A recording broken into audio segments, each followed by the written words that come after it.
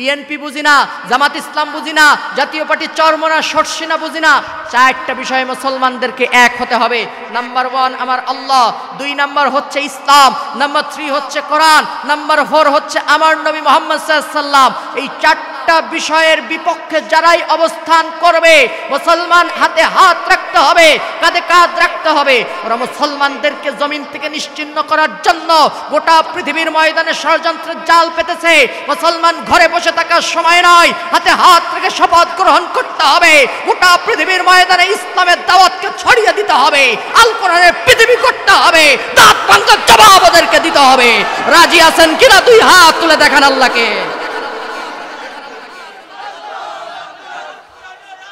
আল্লাহর হাবিব সাল্লাল্লাহু আলাইহি ওয়াসাল্লাম বলেছেন, যদি কোনো মানুষ বা আমার কোনো উম্মত কোনো একটা মজলিসে বসে কোরআন থেকে বেশি না 1টা ঘন্টাও যদি কোরআন থেকে গবেষণা করে, আলোচনা করে, চিন্তা ভাবনা করে, আল্লাহ সুবহানাহু ওয়া তাআলা তাদের আমলনামায় 500 রাকাত কবুল নামাজের সওয়াব লিখে দেন। সুবহানাল্লাহ বলবো না? বাড়িতে যেয়ে বলেন সুবহানাল্লাহ, জোরে বলেন সুবহানাল্লাহ। কে লিখে দেন সওয়াব? আমরা যে নামাজ আদায় করি, এটা যে আল্লাহর দরবারে কবুল হয় এর কোনো গ্যারান্টি আমরা দিতে পারি? কারণ আমরা নামাজের ভিতরে ফ্যান কয়টা আছে মসজিদের এটা গুনে নেই, মসজিদের জানালা কয়টা আছে এটা গুনে নেই। এটা আমাদের জন্য বড়ই আফসোস। এজন্য আমরা তো সবসময় লাভের পক্ষে আছি, লসে মুসলমানদেরকে পাওয়া যায়। যেই যা করুক না কেন সবাই স্বার্থের জন্য কাজ করে, তাই না? এই যে তাফসীর মাহফিলের ব্যবস্থা যারা করছে, আমরা যারা শুনতে আসছি, সবারই একটা স্বার্থ আছে নাকি নাই? আছে নাকি নাই? ভালো হোক কিংবা খারাপ হোক, পৃথিবীতে সকল মানুষের কোনো একটা স্বার্থের জন্যই সে কষ্ট করে, পরিশ্রম করে। আমরাও কোনো একটা কারণে হয় জান্নাত পাবার জন্য আসছি, না হলে অন্য কোনো কারণে আসছি। জান্নাত পেতে চাইতো সবাই, জান্নাত পেতে চাইতো। আমরা লাভের পক্ষে আছি। কোনো কোরআন হাদিস, আমি কোরআন থেকেই কথা বলবো নিয়াত করেছি, তবে এই উদাহরণটা দিতে চাই তার আগে। কোরআন হাদিস না, এটা একটা রূপক গল্প। কিয়ামতের ময়দানে নাকি একজন মানুষকে, এক ব্যবসায়ীকে আল্লাহর দরবারে হাজির করা হবে। তো বলবে, ব্যবসায়ী ভাই, তোমার লাভ আর ক্ষতি, সওয়াব আর গুনাহ, এ দুটো তো সমান হয়ে গেছে, এখন যাইবা কোথায়? জান্নাতে যাবা নাকি জাহান্নামে যাবা? বলছে, দেখো ফেরেশতা ভাই, আমি তো সারা জীবন ব্যবসা বাণিজ্য নিয়ে খুব ব্যস্ত ছিলাম, জান্নাতও চিনি না, জাহান্নামও চিনি না। যেদিকে গেলে আমার 2 টাকা লাভ হয় ওই দিকে আমারে দাও। আপনারা কি বোঝেন? আমার কথা বুঝেন? কথা বুঝতে পারেন? আবার আমি তো ভয় পাই, কারণ যে আপনারা কোনো কথা বললে আমাদের কিছু বলার থাকে না। এই যে আমি আসতেছি চিটাগাং শহর থেকে, আপনাদের এই রোডে মুডে ঢুকতেই পারতেছিলাম না। রোড চিনতে গিয়ে মানুষের কাছে শুনতেছি মানুষ কথা বলতেছে, শুধু এতিমের মতো চেয়ে আছি, কি বলে কিছুই বুঝতেছি না। কিন্তু আলহামদুলিল্লাহ আমি চিটাগাং যখন আসি তখন অবাক হই যে চিটাগাংয়ের মানুষ বড়ই নিয়ামতের অধিকারী। কারণ আমরা যখন শুনি তখন কিছু বুঝি না, কিন্তু তারা 2 ভাষার অধিকারী। তারা আমাদের কাছ থেকে যেটা শোনে বইয়ের ভাষা, এটাও বোঝে, আবার নিজেদের ভাষাও বোঝে। সুবহানাল্লাহ পড়ে। এ নিয়ামত কার? আল্লাহ তাআলার নিয়ামত। এজন্য মানুষ ক্ষতির দিকে নাই, লাভের দিকে মানুষ আছে নাকি নাই? কয় না হুজুর, পাগল হইলে কি হয়, আমার যদি কম দেন আমি কিন্তু টের পাই, খবরদার কম দিয়েন না। এজন্য আমরা তো সবসময় লাভের দিকে আছি, লসের দিকে আমরা নাই। জান্নাত পেতে চাইতো সবাই। আজকে আমি আপনাদেরকে জান্নাতের একটা সোজা পথ দেখায় দেব। যারা আওয়ামী লীগ করে তারা বলে আমরা জান্নাত পাবো। মাননীয় প্রধানমন্ত্রী শেখ হাসিনা এই যে কষ্ট করে পথঘাট করতেছে, এরপরে ইসলামিক ফাউন্ডেশন করতেছে, তারপরে মডেল মসজিদ করতেছে, সে যখন ভাষণ দেয় সে বলে আমি জান্নাত পাইতে চাই, তারও জান্নাত পাওয়ার আশা। যে আওয়ামী লীগ করে সেও আশা করে যে আমি জান্নাতে যেতে চাই। যে বিএনপি করে তারা বলে যে আমরা বিসমিল্লাহ লাগাইছি, সংবিধানে আল্লাহর প্রতি আস্থা বিশ্বাস এটা আমরা সর্বপ্রথম নিয়ে আসছি, আমরা কত কিছু করছি, সুতরাং আমরাও জান্নাতে যাইতে চাই। এরপরে চরমোনাইয়ের লোকজন বলে আমরা জিকির আজগার করি, মানুষদেরকে মুরিদ বানাই, নামাজের দিকে আহ্বান করি, আমরাও জান্নাতে যাইতে চাই। জামাত ইসলাম যারা করে তারা চিন্তা করে আমরা ইসলামের জন্য রাজনীতি করি, আমরা মিছিল করি, মিটিং করি, ইসলামকে প্রতিষ্ঠা করতে চাই, আমরাও জান্নাতে যাইতে চাই।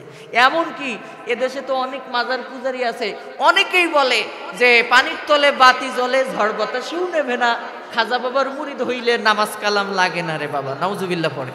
এরাও আবার বলে যে আমরাও জান্নাতে যাইতে চাই। রাগ করেন না আমার কথায়, আমি নিজে শুনেছি কানে। এরপরে কি বলে, দয়াল বাবার মুরিদ আমি, বড় গুনাহগার, দয়াল যদি দয়া করে তাতে হব পার। নাউজুবিল্লাহ পড়বো না? শুনছেন না এগুলো আপনারা? আছে অনেকে, তারাও আবার কিন্তু জান্নাতে যাইতে চাই, তারাও বলে আমরা জান্নাতে চাই। আসলে জান্নাতটা কোথায়? জান্নাত কোন জায়গায়? জান্নাতের মালিক কে? জান্নাতের মালিক কে? চিৎকার দিয়ে বলেন কে? আল্লাহর নাম নিতে কষ্ট হয়, ভয় করে?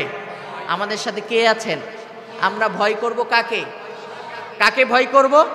যাদের হৃদয়ে আছে আল্লাহর ভয়, তারা কভু পথ ভুলে যায় না। আল্লাহর প্রেম ছাড়া এই দুনিয়ায় কারো কাছে কোনো কিছু চায় না, কারো কাছে কোনো কিছু চায় না। রাতের আধারে যারা সেজদাতে রয়, দু চোখের অশ্রুতে নদী যেন বয়।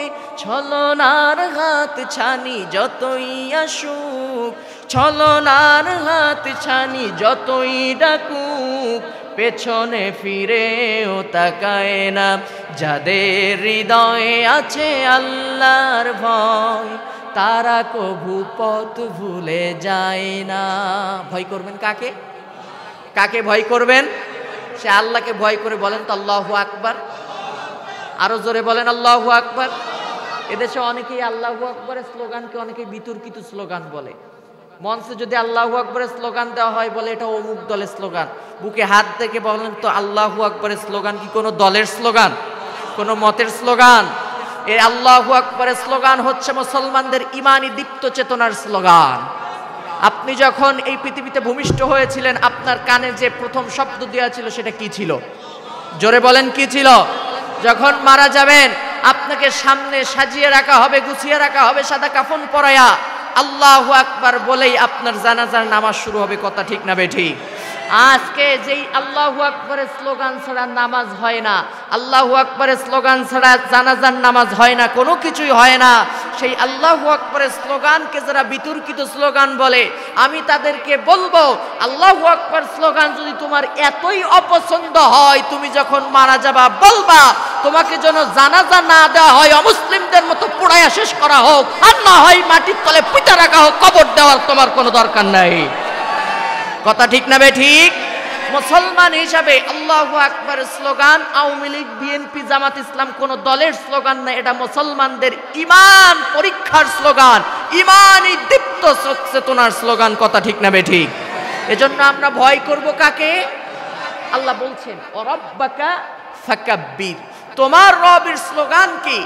তাকবীরকে উঁচু করো, বড় করো, তোমার রবের স্লোগান বড়ত্ব হিসাবে, বড় হিসাবে তুমি ঘোষণা করো। এই অর্ডার কার? জোরে বলতে হবে কার? যাই হোক, অনেক কথা বলে ফেলছিলাম। তাহলে আমরা ভয় করব কাকে? আল্লাহকে ভয় করব। আমি আজকে আপনাদের সামনে এই কথাটাই বলতে চাই যে আল্লাহ রাব্বুল আলামিন যেহেতু তার জান্নাতের মালিক, তিনি জান্নাত সৃষ্টি করেছেন, তিনি আবার জাহান্নাম সৃষ্টি করেছেন। নাকি কোনো পীর সাহেব জান্নাত সৃষ্টি করছেন? কোনো মুরিদ সাহেব করছেন? ইমাম সাহেব করছেন? জান্নাতের মালিক কে?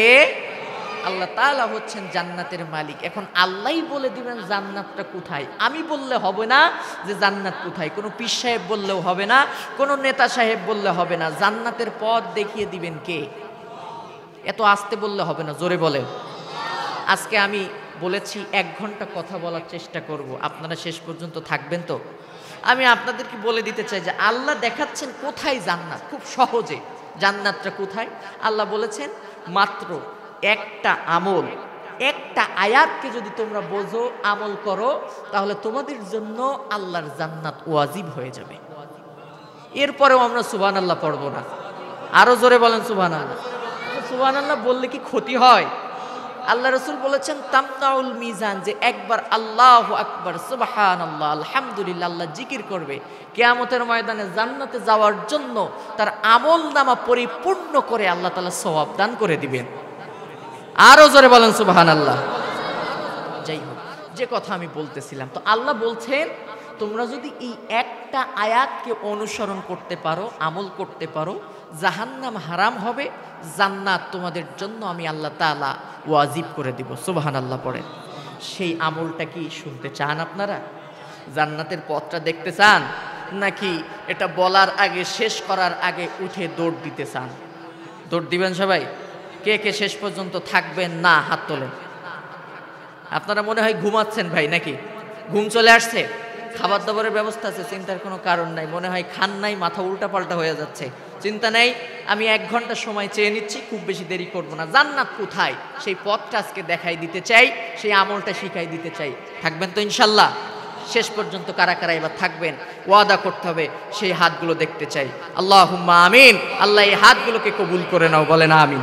আসলে জান্নাত কোথায় আল্লাহ তাআলা বলছেন, ইয়া আইয়ুহাল্লাযীনা আমানু হাল আদুল্লুকুম আলা তিজারাতিন তুনজিকুম মিন আযাবিন আলীম। আল্লাহু আকবার। এত আস্তে বললে হবে না, এত কথা বললাম কি জন্য? চিৎকার দিয়ে বলতে হবে। লোক কম তাই কি হয়েছে? 17 জন তাকবীর ধ্বনির আওয়াজে যদি লক্ষণ সেন পিছনের দরজা দিয়ে ভাগতে পারে, তাহলে এতগুলো মানুষের আওয়াজ এত ছোট হইতে পারে না।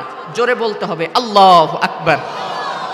এভাবে শেষ পর্যন্ত আপনারা যদি আওয়াজ কমে যায়, ভাববো যে আপনাদের কষ্ট হচ্ছে, ওটা বাদ রেখে মোনাজাত দিয়ে দেবো, আমার কোনো সমস্যা নেই। এই জন্য এই আওয়াজটা শেষ পর্যন্ত থাকবেন তো? থাকবে তো ইনশাল্লাহ? শরীরের সমস্ত নিম্ন শক্তি দিয়ে বলেন আল্লাহু আকবার। সভাপতি সাহেব, এই যদি সর্বনিম্ন হয়, উঁচু আরো আছে, আছে নাকি নাই? তাহলে যদি থাকে, তাহলে এবার সমস্ত শক্তিকে একত্রিত করে বলেন আল্লাহু আকবার। এইটা মাঝে মাঝে চেক করব, যতক্ষণ এই আওয়াজটা থাকবে ততক্ষণ আলোচনা চলবে, আর যদি কমে যায় আলোচনা বন্ধ হবে। আপনার বিচারক হিসাবে বসাইলাম, আপনি দেখবেন কমে নাকি বাড়ে। থাকবে তো ইনশাল্লাহ? আল্লাহ বলছেন জান্নাত পেতে চাও? আল্লাহ বলছেন, ওগো নবী, তুমি ঈমানদারদেরকে বলে দাও, হে ঈমানদারেরা, ইয়া আইয়ুহাল্লাযীনা আমানু, তোমরা যদি ঈমান এনে থাকো, হাল আদুল্লুকুম আলা তিজারাতিন তুনজিকুম মিন আযাবিন আলীম। হাল আদুল্লুকুম, আমি তোমাদেরকে এমন একটা ব্যবসার কথা শিখায় দেব, এমন একটা আমলের কথা শিখায় দেব, যে আমল, যেই বিজনেস, যেই ব্যবসাটা যদি তোমরা আমার সঙ্গে করতে পারো, কোনো চিন্তা নাই, কোনো ভয় নাই, আল্লাহর জাহান্নাম তোমাদের জন্য হারাম হবে এবং জান্নাত তোমাদের জন্য হালাল হয়ে যাবে। সুবহানাল্লাহ। কেমনে হবে শোনো। প্রথম নাম্বার শর্ত হলো, তোমরা আল্লাহর উপরে ঈমান আনবে। তুমিনুনা বিল্লাহ, আল্লাহর উপরে ঈমান এনে তার পদে তোমরা অবিচল থাকবে, অটল থাকবে। এ কথা কে বলেছে? জোরে বলেন না কে? ঈমান কাকে বলে? ঈমান শব্দের আবিধানিক অর্থে আমরা জানি, ঈমান শব্দের অর্থ হলো বিশ্বাস, আন্তরিক বিশ্বাসের নাম হলো ঈমান। ভাইরে, মুসলমানের ঘরে জন্ম নিয়েছি আপনি আমি, জীবনে কোনোদিন বুঝতে পারলাম না মুসলমানিত্বের কি লাভ এবং একজন মুসলমানের কত মর্যাদা, কত ভাগ্যবান আপনি আমি, এটা কখনোই কল্পনা করতে পারি নাই। একজন মানুষ যদি অমুসলিম থেকে মুসলিম হয়, সে বোঝে একজন মুসলমানের কি মূল্য, সেই জানে, সেই একমাত্র বোঝে। অথচ আফসোস হলো, আল্লাহ রাব্বুল আলামিন বললেন, এই পৃথিবীতে যারা ঈমানদার, যারা মুসলমান, আমি এই পৃথিবীতে তাদেরকে শ্রেষ্ঠ জাতি হিসেবে সৃষ্টি করেছি। তারাই হলো এই পৃথিবীতে সব থেকে সম্মানিত, তারাই হলো এই পৃথিবীতে সব থেকে মর্যাদাবান। এই ঘোষণা কে দিয়েছেন? জোরে বলেন না কে দিয়েছেন? আল্লাহ বলছেন, কুনতুম খায়রা উম্মাতিন উখরিজাত লিন-নাসি তা'মুরুনা বিল মা'রুফি ওয়া তানহাউনা আনিল মুনকার। আল্লাহু আকবার। তোমাদের মধ্যে এমন একটা ভালো জাতি, উত্তম জাতি থাকবে, যারা মানুষকে সৎ কাজের আদেশ দেবে, অসৎ কাজ থেকে মানুষদেরকে নিষেধ করবে। এখানে আল্লাহ তাআলা ঈমানদারদেরকে, আমাদেরকে, উম্মতদেরকে, এই জাতিকে শ্রেষ্ঠ হিসেবে ঘোষণা দিয়েছেন, উত্তম বলে ঘোষণা দিয়েছেন। এবং আমার নবীকে বললেন, ও নবী, কোরআন তোমার কাছে এই জন্য নাজিল করি নাই, তাহা মা আনজালনা আলাইকাল কুরআন লিতাশকা। আমাদের ধর্মগ্রন্থের নাম কি বলেন? জোরে বলেন না ধর্মগ্রন্থের নাম? আল্লাহ বলছেন, নবী, কোরআন তোমার কাছে এই জন্য নাজিল করি নাই যে কোরআন বুকে আঁকড়ে ধারণ করবে, কোরআনের পরে ঈমান আনার পর আমি আল্লাহর পথে অবিচল অটল থাকার পর যে তোমরা মা আনজালনা আলাইকাল কুরআনা লিতাশকা, যে কোরআন পাওয়ার পর তুমি হতভাগা হবে, দুর্ভাগা হবে, এই জন্য তোমার কাছে আমি কোরআন নাজিল করি নাই। সুবহানাল্লাহ। কোরআন এই জন্য নাজিল করেছি, এই কোরআনকে যারা বুকে আঁকড়ে ধারণ করবে, কোরআন দিয়ে নিজের জীবনকে যারা সাজাবে, কোরআনকে অনুসরণ করবে, তোমার আদর্শকে বুকে আঁকড়ে ধারণ করবে, আমি আল্লাহর পরে ঈমান এনে যারা সামনের দিকে অগ্রসর হবে, ফালা খাউফুন আলাইহিম, ওদের কোনো ভয় নাই, এই পৃথিবীতে ওদের কোনো চিন্তা নাই, ওই পৃথিবীতে তাদেরকে কেউ অপমানিত করবে না, লাঞ্ছিত করবে না, কেউ তাদেরকে ভয় দেখাতে পারবে না, এই জমিন থেকে কেউ তাদেরকে নিশ্চিহ্ন করতে পারবে না। ওয়ালা হুম ইয়াহজানুন, কোনো ভয় নাই, কোনো চিন্তা নাই, এবং তাদের জন্য চিরস্থায়ী ঠিকানা হবে আমার জান্নাত। আরো জোরে বলেন সুবহানাল্লাহ। ঈমান তো আনলাম মুখী, ঈমান কাকে বলে আসেন বুঝাতে চাচ্ছি সেটাই। ঈমানের ব্যাখ্যায় আমরা যে আয়াতুল কুরসি পড়ি, এই আয়াতুল কুরসির পরে একটা আয়াত আছে, আমার সঙ্গে যারা পারেন সবাই পড়েন, লা ইকরাহা ফিদ্দীন ক্বাদ তাবায়্যানার রুশদ মিনাল গায় ফামান ইয়াকফুর বিত-তাগুতি ওয়া ইউমিন বিল্লাহি ফাকাদ ইসতামসাকা বিল উরওয়াতিল মুসকা লা ইনফিসামা লাহা ওয়াল্লাহু সামিউন আলিম। আল্লাহু আকবার। এই আয়াতের অনেক ব্যাখ্যা আছে, আমি শুধুমাত্র সারাংশটা বলতে চাই। একজন মানুষ যখন ঈমান আনে, ঈমান আনার পরে তার অনেক দায়িত্ব কর্তব্য আছে, তার ভিতরে প্রথম যে দায়িত্ব আর কর্তব্য হলো তাকে তাগুতকে বর্জন করতে হবে, তাগুতকে বৃদ্ধাঙ্গুলি প্রদর্শন করতে হবে। এ অর্ডার কে দিয়েছেন? তাগুত শব্দের অর্থ হলো শয়তান। পারিভাষিক সংজ্ঞায় বলা হয়েছে শয়তান হলো তিনি, বা তাগুত হলো সে যে নিজে কোরআনের আইন মানে না, আল্লাহর আইন মানে না এবং অপর কেউ মানতে দেয় না। এমন মানুষ বা এমন কেউ আমাদের সমাজে নাই মনে হয়? আছে? আছে?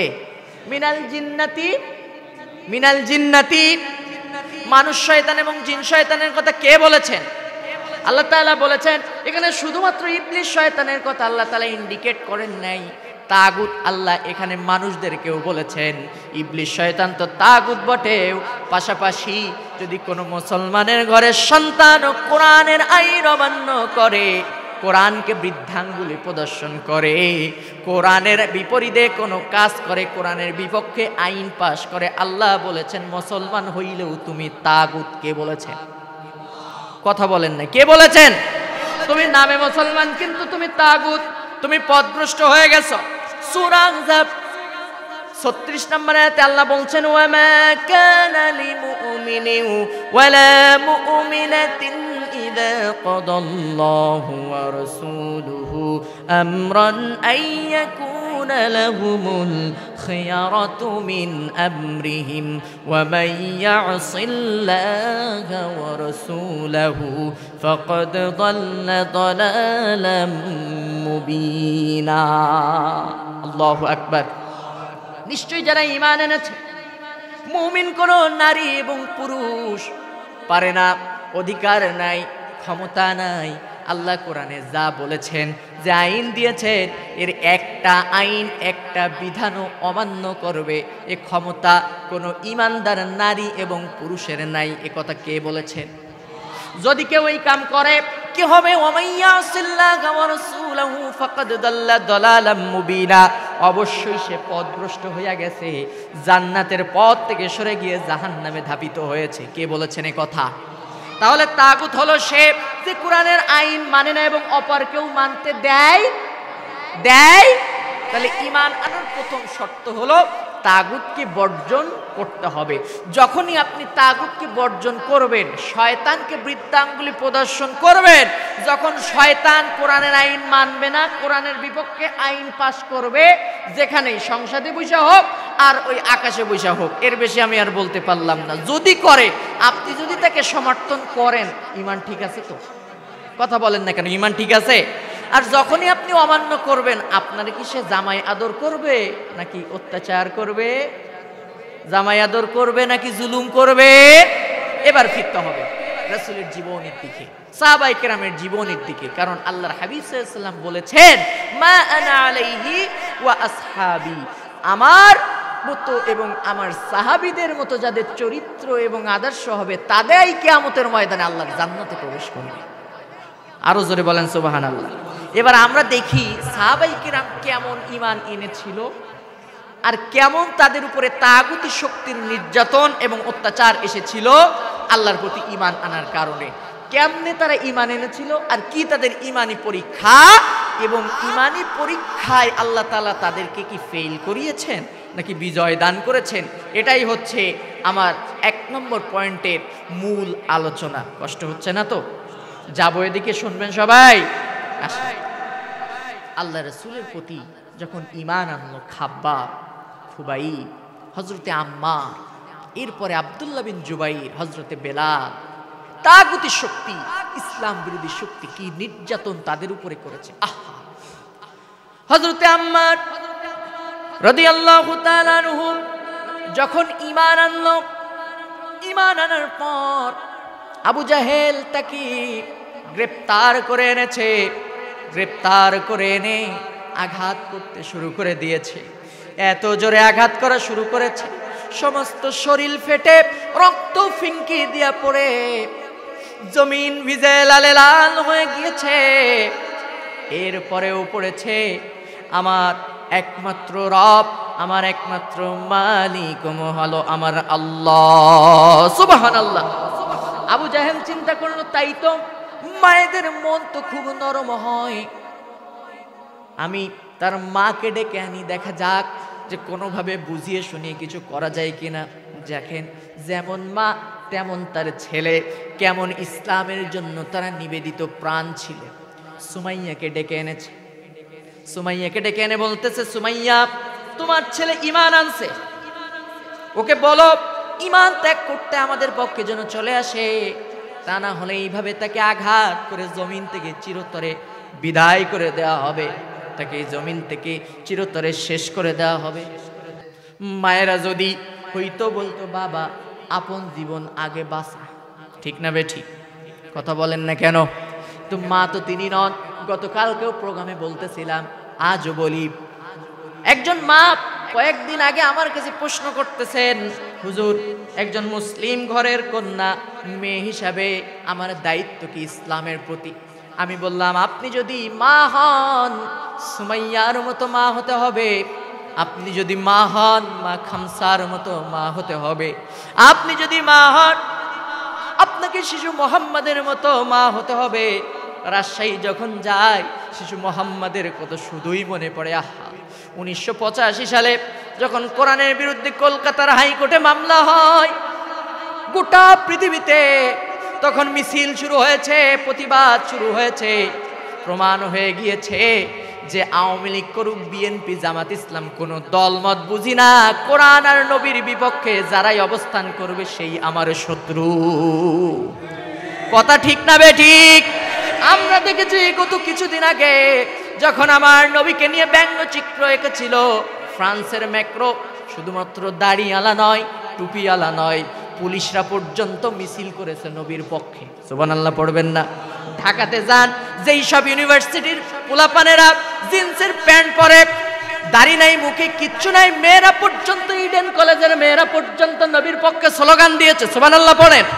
BRAC university, north south university, Manarat international university, এরপরে আরো যত বড় বড় প্রাইভেট ইউনিভার্সিটি সহ, ঢাকা ভার্সিটি সহ প্রত্যেকটা ইউনিভার্সিটির যুবক ছেলেরা আমার নবীর পক্ষে মিছিল দিয়েছে। সুবহানাল্লাহ পড়ে। আজও মুসলমান, এখান থেকে প্রমাণ হয় রাসূল হচ্ছে আমাদের কলিজা, রাসূল হচ্ছে আমাদের প্রাণ। যে যেই দল করি না কেন, নবীর বিপক্ষে যদি কেউ কথা বলে, সে যদি আমার নেতাও হয়, সে যদি আমার বাবাও হয়, আমরা ছাড় দিতে রাজি। ছোট্ট একটা ঘটনা শোনেন, শিশু মোহাম্মদের ঘটনা আমি বলবো রাজশাহীতে বাড়ি। বদর যুদ্ধের পরে হযরতে আবু বকরের ছেলে গ্রেপ্তার হয়েছে। ছেলে বলতেছে, পিতাজি, বদর যুদ্ধের মাঠে আমি তো আপনার এন্টিতে ছিলাম, বারবার আপনাকে আঘাত করার সুযোগ পেয়েছি কিন্তু করি নাই, আপনাকে পিতা হিসাবে সম্মান দেখিয়েছি। এখন আমি তো গ্রেপ্তার হয়ে গেছি, আপনি আমার মুক্তির ব্যবস্থা করে দেন। হযরতে আবু বকর বলতেছে, ছেলেরে কি বলতেছ, এত সহজ না। তুমি বদরের ময়দানে পিতাকে যেভাবে সম্মান দেখিয়েছ, তুমি আমার নবীর বিরুদ্ধে অস্ত্র ধারণ করেছ, আমাকে দেখে মারো নাই, কিন্তু আমার নবীকে পাইলে তুমি ছেড়ে দিতে না। আরে ছেলেরা শোনে রাখো, যুদ্ধের ময়দানে তুমি যেভাবে বাবাকে সম্মান দেখিয়েছ, আল্লাহর নামে কসম করে বলি, আমি আবু বকর যদি একটা বার সুযোগ পাইতাম, তুই আমার নবীর বিরুদ্ধে অস্ত্র ধারণ করেছিস, আমার নবীর বিপক্ষে তুই অবস্থান করেছিস, একটা বার সুযোগ পাইলে তরবারি দিয়া তোরে দ্বিখণ্ডিত করে জাহান্নামে পাঠাতাম। আল্লাহু আকবার। এর নাম হচ্ছে রাসূলের প্রতি ঈমান, এর নাম হচ্ছে আল্লাহর প্রতি ঈমান। সুবহানাল্লাহ পড়বেন না? শিশু মোহাম্মদ, রাজশাহীর চাঁপাইনবাবগঞ্জে বাড়ি, যখনই যায় ওর কথা আমার বড়ই স্মরণ হয়। কত সাল? 1985 সাল। গোটা পৃথিবী তখন মিছিলের জন্য প্রতিবাদে ফেটে পড়েছে। শিশু মোহাম্মদ মায়ের কাছ থেকে বিদায় নিচ্ছে, মা আমাকে বিদায় দাও। কেন? আজকে কোরআনের বিরুদ্ধে মামলা হয়েছে কলকাতার হাইকোর্টে, গোটা পৃথিবীতে প্রতিবাদের ঝড় উঠেছে। আমিও মিছিলে যেতে চাই রাজশাহীতে। চাঁপাইনবাবগঞ্জের ছেলে শিশু মোহাম্মদ মায়ের কাছ থেকে বিদায় নিতে এসেছে। মা বলছে, বাবা না, বিদায় কেন দিব, তুমি ছোট মানুষ, তুমি কেন যাবে ওই মিছিলে, কেন যাবে? শিশু মোহাম্মদ বলছে, মা আজকে কোরআনের জন্য ডাক এসেছে, আমার নবীর জন্য ডাক এসেছে, আমি যদি সেই ডাকে সাড়া না দিয়া এই ঘরের মধ্যে বসে থাকি, এই অবস্থায় যদি আমার মৃত্যু হয়, আমার মৃত্যু হবে মুনাফিকের মৃত্যু। আর যদি আমি কোরআনের ডাকে সাড়া দিয়া সামনের দিকে অগ্রসর হই, তাহলে আমি যদি ওইখানে মিছিলে যে শহীদ হই, আমার মৃত্যু হবে শাহাদাতের মৃত্যু। সুবহানাল্লাহ পড়ে। ও মা জননী, বিদায় দাও, চিরদিনের জন্য বিদায় নিতে এসেছি, আর হয়তো দেখা হবে না। এইভাবে সন্তান আর মায়ের মধ্যে কবি মতিউর রহমান মল্লিক গান লিখেছেন। আম্মা বলেন ঘর ছেড়ে তুই যাসনে ছেলে আর, আমি বলি খোদার পথেই হোক জীবন পার। আম্মা বলেন ঘর ছেড়ে তুই যাসনে ছেলে আর, আমি বলি খোদার পথেই হোক জীবন পার। ছেলে বলছে, বাবা কেন তুমি যাচ্ছ মিছিলে, কি যে করিস, কোথায় থাকিস, বুঝি না কারবার। আমি বলি খোদার পথেই হোক জীবন পার। সুবহানাল্লাহ পড়বেন না? ছেলে তার মাকে বুঝাচ্ছে, কেন নিষেধ করো মা, কেন নিষেধ করো? যে পথ ধরে চলতে বলেন আল্লাহ কাদের গনি, আপনি কি মা নিষেধ করেন বলুন না আজ শুনি।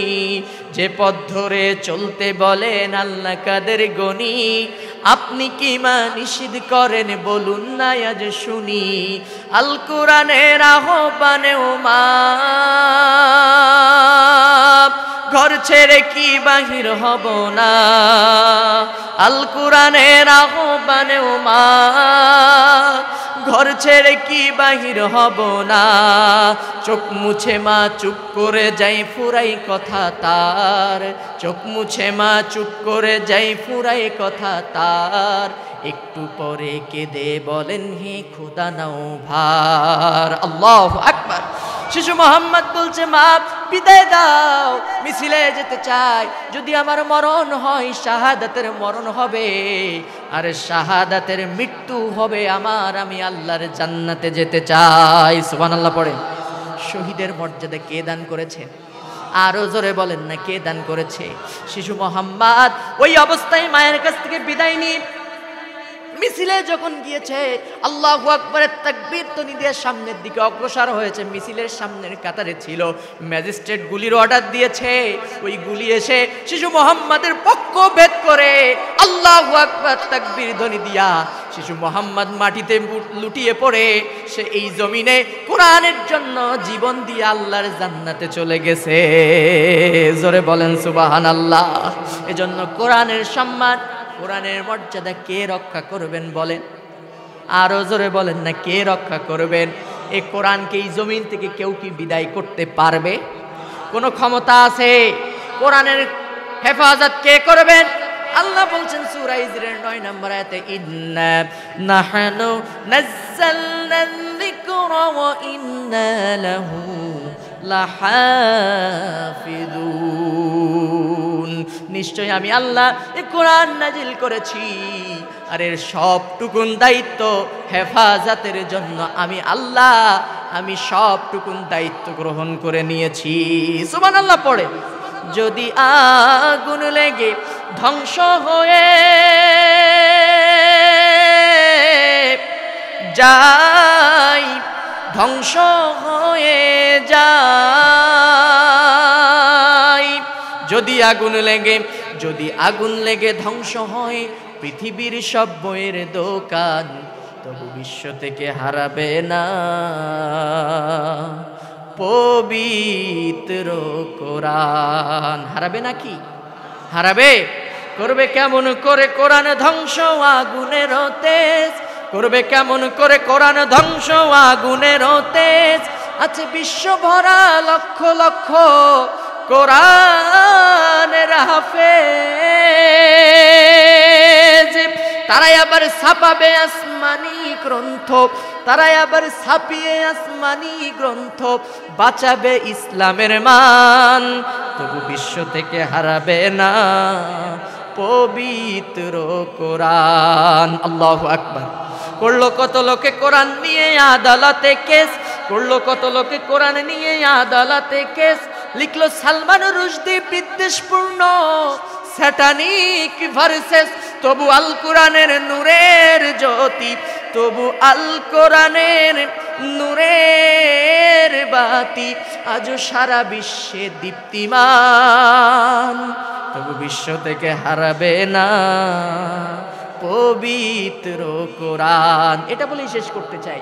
পাকিস্তানের স্বৈর শাসক জিয়াউল হকের মৃত্যু হয়েছিল বিমান দুর্ঘটনায়। কি অবাক ব্যাপার! আপনারা অনেক সময় দেখবেন এমন অবাক ঘটনা যে ওই বিমানের ভিতরে বিমান ধ্বংস হয়েছে, বিধ্বস্ত হয়েছে, সব কিছু পুড়ে ছাই হয়ে গিয়েছে। ওই পাকিস্তানের জিয়াউল হকের সমস্ত শরীর পুড়ে কয়লা হয়ে গিয়েছে, কিন্তু বুক পকেটে একটা কোরআন ছিল। কোরআনের ওই অক্ষরগুলো, কালো অক্ষরগুলো আলী আগুনের লেলিহান শিখা একটা অক্ষরও জ্বালাতে সক্ষম হয় না। সুবহানাল্লাহ পড়বেন না? তাই বলতেছে কবি, দেখো পাকিস্তানের জিয়া মরল দুর্ঘটনায় ভাই, দেখো পাকিস্তানের জিয়া মরল দুর্ঘটনায় ভাই, তার বিমান পুড়ে ছাই হয়েছে, কোরআন পড়ে না। আল্লাহু আকবার। ওরে গ্রন্থ যেমন ছিল তেমন আছে, গ্রন্থ যেমন ছিল তেমন আছে, একটি সূরাও হয়নি ম্লান, তবু বিশ্ব থেকে হারাবে না পবিত্র কোরআন। আপনাদের কষ্ট হচ্ছে মনে হয়, সামনের দিকে আগাবো আলোচনা, শুনবেন তো সবাই? আর আধা ঘন্টা কষ্ট দেবো, আধা ঘন্টা হয়েছে, আর আধা ঘন্টা আমি আর 2টা পয়েন্ট করে শেষ করে দেবো ইনশাল্লাহ। আপনাদের কষ্ট হচ্ছে না তো? এটা আল্লাহু আকবার বলেন তো। একটু কমে গেছে না আওয়াজ? মনে হয় কমে গেছে, আবার বলেন আল্লাহু আকবার। এবার ঠিক আছে। যাই হোক, মা সুমাইয়া ডাকছে আবু জাহেল, তোমার সন্তানকে বলো ঈমান ছেড়ে দিতে, সেজন্য দ্বীনের পথ থেকে সরে আসে, তা না হলে তাকে জমিন থেকে বিদায় করে দেওয়া হবে। দেখেন মা কাকে বলে, মায়েদেরকে লক্ষ্য করে বলছি, মারা দেখছেন শুনছেন, এমন মা হতে হবে, ইসলামের জন্য নিবেদিত প্রাণ হতে হবে। কেন আপনি আপনার সন্তানকে ইসলামের পক্ষের মর্দে মুজাহিদ বানাবেন না? কেন আপনি মা সুমাইয়াকে আপনার আদর্শ হিসেবে গ্রহণ করবেন না? দেখেন না মা সুমাইয়া কি নিবেদিত প্রাণ ছিল ইসলামের জন্য। আস্তে আস্তে বাবা আম্মারের মাথার কাছে বসছে, মাথায় হাত বুলাচ্ছে আর বলছে, বাবা তুমি কি আমার কথা শুনতে পাচ্ছ? আম্মার কথা বলতে কষ্ট হচ্ছে, কথা বলতে পারে না, তারপরে আস্তে করে বলতেছে, মা জননী, হ্যাঁ বলো, আমি তোমার কথা শুনতে পাচ্ছি। সুমাইয়া বলতেছে, বাবা আমি দেখতে পাচ্ছি আবু জাহেল তোমাকে মারতে মারতে রক্তাক্ত করে জমিনের উপরে ফেলে দিয়েছে, শুধুমাত্র তোমার নিঃশ্বাসটা হালকা করে বয়ে যাচ্ছে। তুমি কি ঈমান ত্যাগ করবে? খবরদার না, কারণ তুমি তো আগে ঈমান এনেছো, তারপরে আমাকে দাওয়াত দিয়েছো। আমিও তোমার মা সুমাইয়া স্বীকার করে নিয়েছি, ঈমানকে বুকে আঁকড়ে ধারণ করে আল্লাহর পথে অবিচল এবং অটল থাকার সিদ্ধান্ত গ্রহণ করেছি। সুতরাং আজকে আমি তোমার মা হয়ে বলবো, বাবারে খবরদার খবরদার, মাথা নত করবে না, কালেমা ভুলবে না। তোমার জবানে যেই কালেমা চলতেছে কোনো দিন এই কালেমা ভুলবে না। জোরে বলেন সুবহানাল্লাহ। এভাবে আম্মা রক্তাক্ত অবস্থায় সুমাইয়াকে শহীদ করে ফেলল। রাগান্বিত অবস্থায় আবু জাহেল তার বাবা ইয়াসিরকে গ্রেপ্তার করে এনেছে। আবু জাহেল আরো মর্মান্তিক ঘটনা দেখেন। ইমানি পরীক্ষা কাকে বলে? ইমানের পথে চললে পরীক্ষা নেন কে বলেন তো? আরো জোরে বলেন না কে? আল্লাহ বলছেন, আম হাসিবতুম আন তাদখুলুল জান্নাতা ওয়ালাম্মা ইয়ালামিল্লাহুল্লাযীনা জাহাদু মিনকুম ওয়া ইয়ালামাস সাবিরিন। আল্লাহু আকবার। এটা সূরা আলে ইমরানের আয়াত। আল্লাহ বলছেন, আম হাসিবতুম আন তাদখুলুল জান্নাত, এমনি এমনি জান্নাতে প্রবেশ করবা? না না না না, অতক্ষণ পর্যন্ত তোমরা জান্নাতে প্রবেশ করতে পারবে না যতক্ষণ না আমি আল্লাহ তোমাদেরকে পরীক্ষা করব। কেমনে পরীক্ষা করব শোনো। আল্লাহ সূরা বাকারার ভিতরে বলছেন, ওয়ালা নাবলুওয়ান্নাকুম বিশাইইম মিনাল খাউফি ওয়াল জু'i ওয়া নাকসিম মিনাল আমওয়ালি ওয়াল আনফুসি ওয়াত থামারাত ওয়া বাশশিরিস সাবিরিন। আল্লাহু আকবার। আমি আল্লাহ তোমাদেরকে পরীক্ষা করব, ভয় দিয়ে, খোদা দিয়ে, ক্ষতি দিয়ে, জানমালের ক্ষতি দিয়ে আল্লাহ তোমাদেরকে পরীক্ষা করবেন। এ কথা কে বলেছেন? আরো জোরে বলেন না কে? ইমানি পরীক্ষা কাকে বলে? আর ইমানের প্রতি অবিচল থাকলে, অটল থাকলে তাদের বিজয় দান করেন কে? আল্লাহ বলেছেন, চিন্তা করো না, টেনশন করো না। ওয়ালা তাহিনু ওয়ালা তাহজানু ওয়া আনতুমুল আ'লাউনা ইন কুনতুম তা'লামুন। জোরে বলেন আল্লাহু আকবার। আল্লাহ বলছেন, যদি তোমরা সত্যি ঈমানদার হও, আল্লাহর প্রতি অবিচল থাকো, অটল থাকো, কোনো ভয় করো না, কোনো চিন্তা করো না, আমার পথে যদি তোমরা অবিচল থাকো, ঈমান আনো, আমি রাব্বুল আলামিন তোমাদেরকে বিজয় দান করব, সাহায্য দান করব। সুবহানাল্লাহ। বিজয়টা কেমন হবে? সূরা বাকারার ভিতরে একটা শানে নজুল দেখতেছিলাম কয়েকদিন আগে। মুসলিম শাসক, মুসলিম সেনাপতি হযরতে তালুত আলাইহিস সালাম জালুত নামে একজন বিধর্মিনী এবং ইসলাম বিদ্বেষী শাসকের বিরুদ্ধে যুদ্ধ ঘোষণা করল। বিরাট দেহের অধিকারী, কিতাবে পড়েছি যুদ্ধের ময়দানে যে লোহার টুপি ছিল তার ওজন ছিল বেশি না 80 মণ। কত? কথা বলেন কত? 60 হাত লম্বা দেহ জালুত। কিতাবের মধ্যে পড়বেন, বিভিন্ন বর্ণনা আসছে। আপনার সূরা বাকারার 250 নম্বর আয়াত, মেবি 250 অথবা 150, মনে আসতেছে না। যাই হোক, এই জালুত 60 হাত লম্বা দেহ, মাথায় যে লোহার মুকুট পড়তো তার ওজন ছিল 80 মণ। সকালবেলায় নাস্তা করতো একটা উট দিয়া। কয়টা উট? একটা আস্ত উট দিয়া সকালবেলায় তার নাস্তা ছিল। সে জিহাদের ময়দানে যুদ্ধ করবে হযরত তালুত আলাইহিস সালামের সঙ্গে। মুসলিম সেনাপতি তালুত যুদ্ধ ঘোষণা করেছে, আর জালুত তার বিদ্রুপ করেছে, তার বিপক্ষে অবস্থান করে 3 লক্ষ সৈন্য জোগাড় করেছে। কয় লক্ষ? আরো জোরে বলেন, কয় লক্ষ? 3 লক্ষ এদিকে, আর এদিকে হযরতে তালুত আলাইহিস সালাম এই যুদ্ধের মোকাবেলা করবেন। কিভাবে এই যুদ্ধের মোকাবেলা করা যায় চিন্তায় আছেন, টেনশনে আছেন। জালুত তো 3 লক্ষ সৈন্য নিয়ে হাজির যুদ্ধের ময়দানে, কি করা যায় টেনশনে আছেন, চিন্তা আছেন। এমন সময় হযরতে তালুত আলাইহিস সালাম তার সৈন্যদেরকে নিয়ে সামনের দিকে অগ্রসর হতে লাগলেন, জালুতের মোকাবেলা করবেন। সামনে পড়ল বিশাল নদী। আল্লাহ তাআলা এখানে সূরা বাকারার ভিতরে আল্লাহ রাব্বুল আলামিন বললেন, আমি তোমাদেরকে পরীক্ষা করব। আয়াত বলার সময় নাই, অনুবাদটা বলতেছি। এই প্রচন্ড গরমের ভিতরে তোমাদেরকে আমি আল্লাহ পরীক্ষা করব।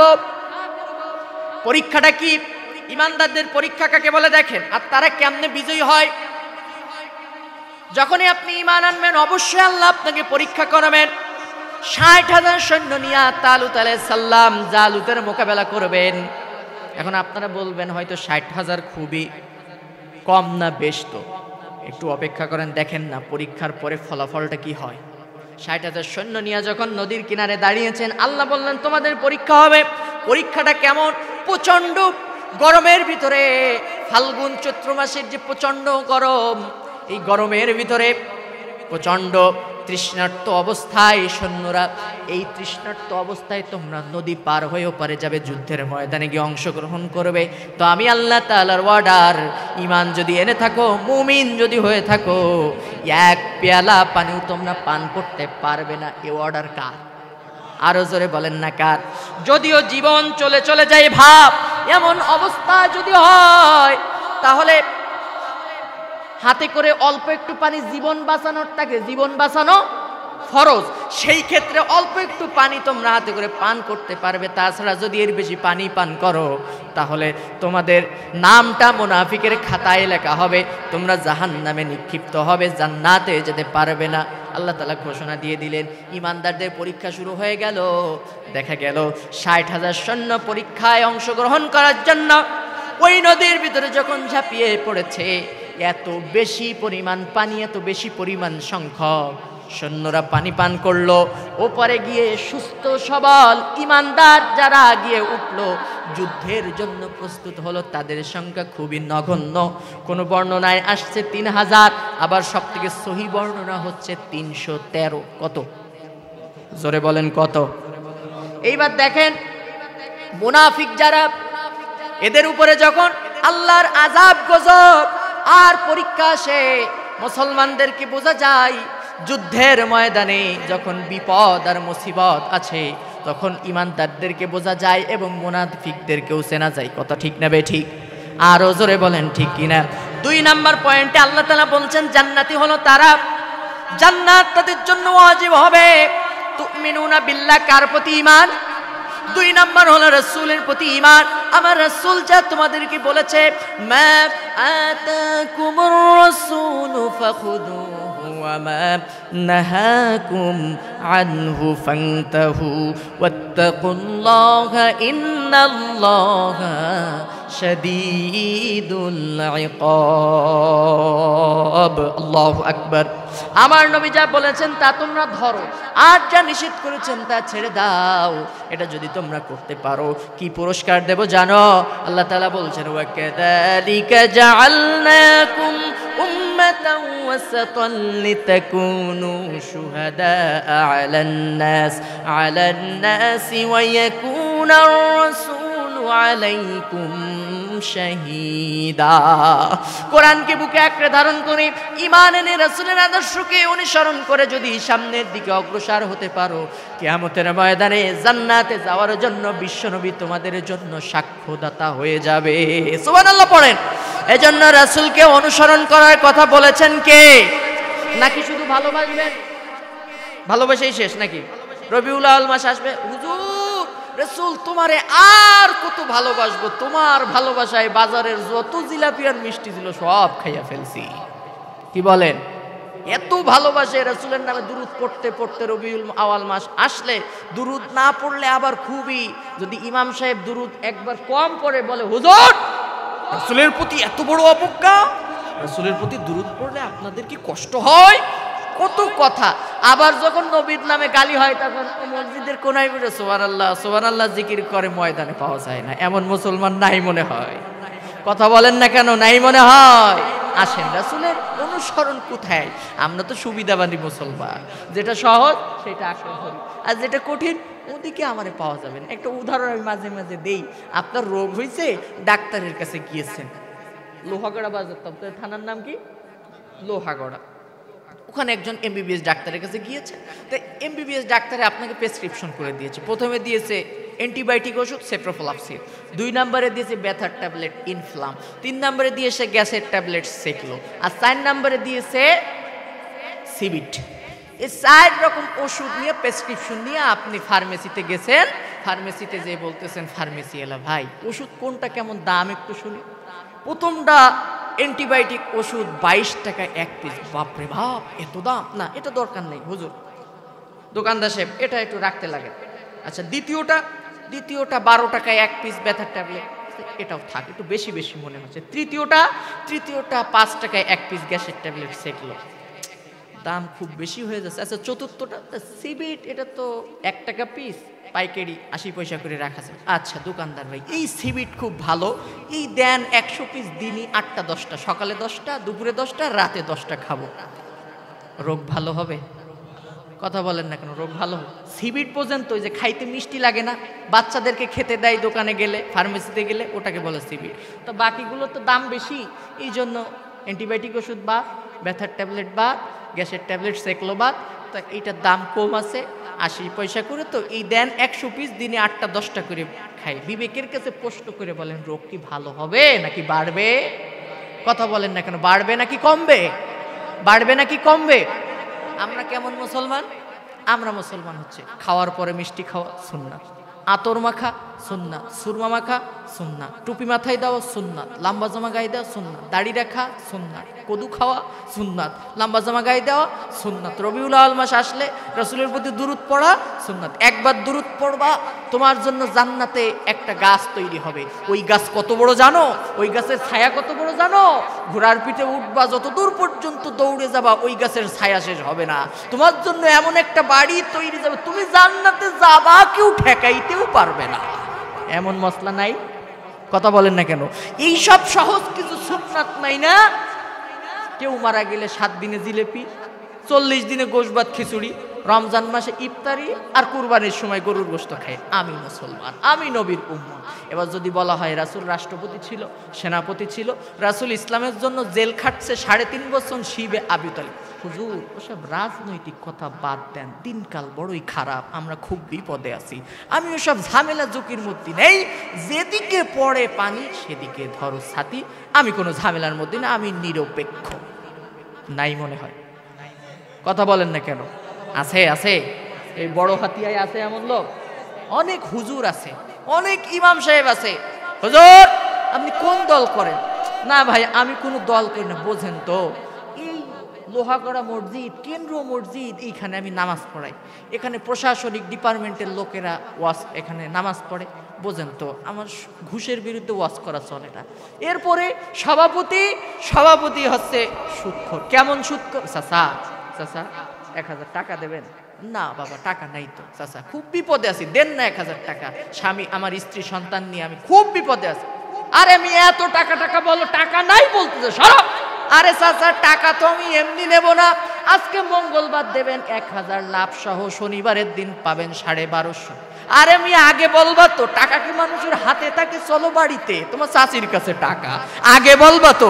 বাড়ি নিয়ে বলতেছে এই নাও 1000, চাচির কাছে আরে আছে 5000, লাগলে বলো তাড়াতাড়ি দিচ্ছি, যা করবা করো তাড়াতাড়ি। আমি আবার জামাতে ছাড়া নামাজ আদায় করি না, এমন সভাপতি নেই মনে হয়? আছে নাকি নাই? এই নামাজ কবুল হবে? কথা বলেন না কেন হবে? সভাপতি কি করে? সুদ করে। বোঝেন তো, সভাপতি সুদ করতে, সুদের বিরুদ্ধে ওয়াজ করা আমার জন্য সাজে না। সেক্রেটারি পর্দা সম্পর্কে ওয়াজ করা যাবে না। কেন? সেক্রেটারির বউ, সে আবার এনজিওতে চাকরি করে। আরে ভাই সুদ বলবেন না, ঘুষ বলবেন না, পর্দা সম্পর্কে আলোচনা করবেন না, কিচ্ছু করবেন না, তা আপনি করবেনটা কি? শুধু মিসাকের বয়ান আর কুলুকের বয়ান করবেন? আমি ঢাকাতে মানে এক বিশাল মসজিদ, 6 তলা মসজিদে আমি নামাজ পড়লাম। আমি এক জায়গায় পড়াতাম নামাজ, যশোরে, ঢাকাতেও পড়াই মাঝে মধ্যে, টুকটাক পড়াশোনার চাপে পড়াইতে পারি না। তো বিশাল বড় একজন আলেম মানুষ, হাজার মানুষের নাম দিব না মসজিদের, তাহলে আবার বিপদ আছে।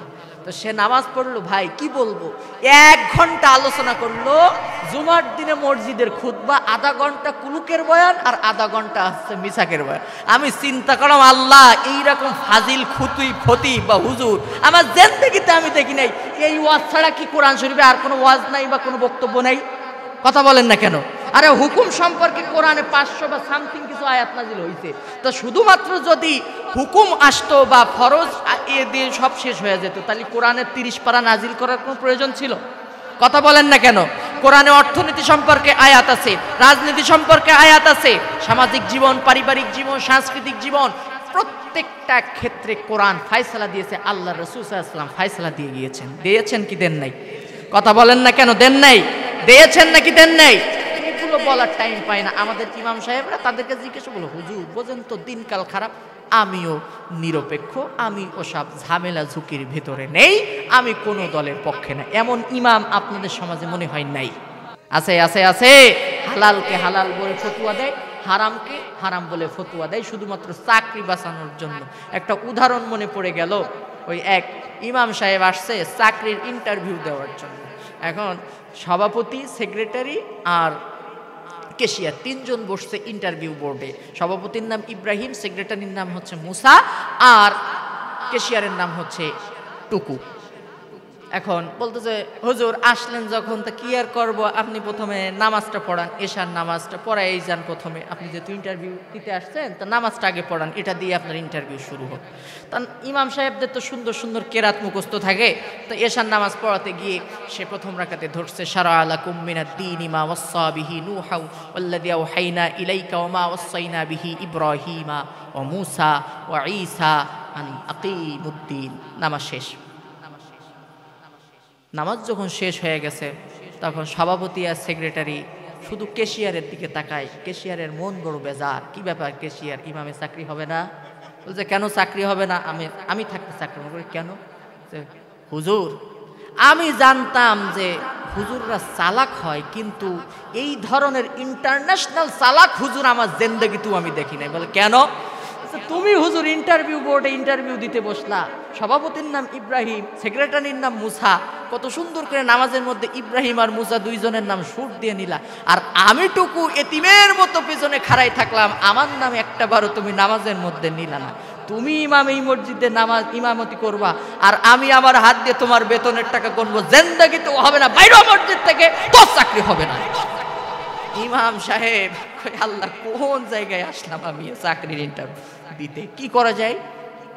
বলছে, আচ্ছা ঠিক আছে চলে যাচ্ছি। তো কি আর করা যাবে? সকালবেলায় আবার আসছে ওনারা, এসে দেখি ইমাম সাহেব যান নাই। বলছে, ইমাম সাহেব কি যান নাই? আপনার তো চাকরি হবে না, কি আর করা যাবে, যান চলে যান। বলছে, আচ্ছা ঠিক আছে যাবো, নামাজটা পড়ি। আচ্ছা ঠিক আছে, আসেন যখন ফজরের নামাজটাও পড়ে যান। এখন ও যায় নামাজের পাটিতে দাঁড়াইছে, চিন্তা করতেছে, আল্লাহ মানুষ জীবনে সুযোগ পাই একবার, আমি পাইছি দুইবার, এ সুযোগ হাত ছাড়া যাবে না। তো কি করা যায়? আগের মতো সেই আগের কিরাত আবার শুরু করছে, শারা আলাকুম মিনাদ-দীনি মা ওয়াসসা বিহি নূহা ওয়াল্লাযী আওহাইনা ইলাইকা ওয়া মা ওয়াসাইনা বিহি ইব্রাহিমা ওয়া মূসা ওয়া ঈসা ওয়া টুকু আন আকিমুদ্দীন। এবার টুকু বেচারা খুব খুশি।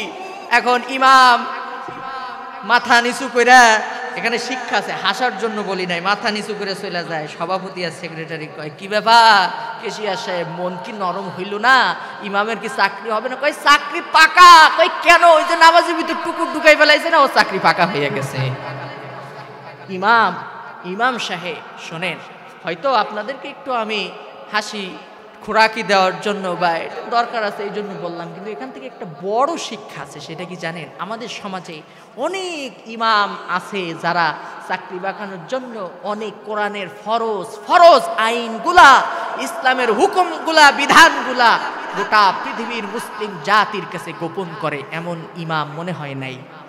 কথা বলেন না কেন? নাই মনে হয়?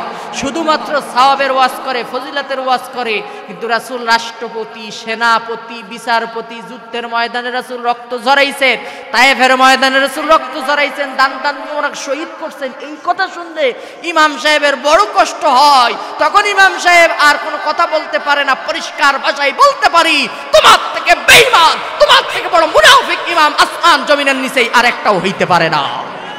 কথা বলেন না কেন? তুমি রাসূলের সুখের সময়ের বন্ধু, আর দুঃখের সময়ে তুমি রাসূলের বন্ধু হইতে পারলা না। তুমি রাসূলের উম্মত হইতে পারো? আসেন, 313 জন, মনে আছে তো? আপনারা মনে হয় ভুলে গেছেন। আমি অল্প সামান্য একটা ঘটনা, ইমানদারের ইমানি পরীক্ষা কে দেন আমি সে কথাই বলতেছিলাম। নাকি সামনে আর আগাবো না, এখানেই শেষ করে দেই নাকি? চলবে চলবে চলবে, থাকবেন তো? আল্লাহু আকবার বলেন তো। হুজুর কমছে নাকি? ঠিক আছে, আচ্ছা যাই হোক, আলহামদুলিল্লাহ। এখন 313 জন নদীর পাড়ে যখন দাঁড়াইছে, ওদিকে কয় লাখ? কথা বলেন না কেন? কয় লাখ? জালু 3 লাখ সৈন্য, 60 হাত লম্বা দেহ, 80 মণ ওজন তার মাথার লোহার হেলমেট, সকালবেলায় নাস্তা করে একটা উট দিয়ে রেডি হয়ে আছে, আর এদিকে মাত্র 313 জন। চিন্তা করতেছে, আল্লাহ আমি এখন এই বিরাট যুদ্ধের মোকাবেলা কেমনে করি, মাত্র 313 জন, কেমনে আমি এই যুদ্ধের ময়দানে যুদ্ধ করি।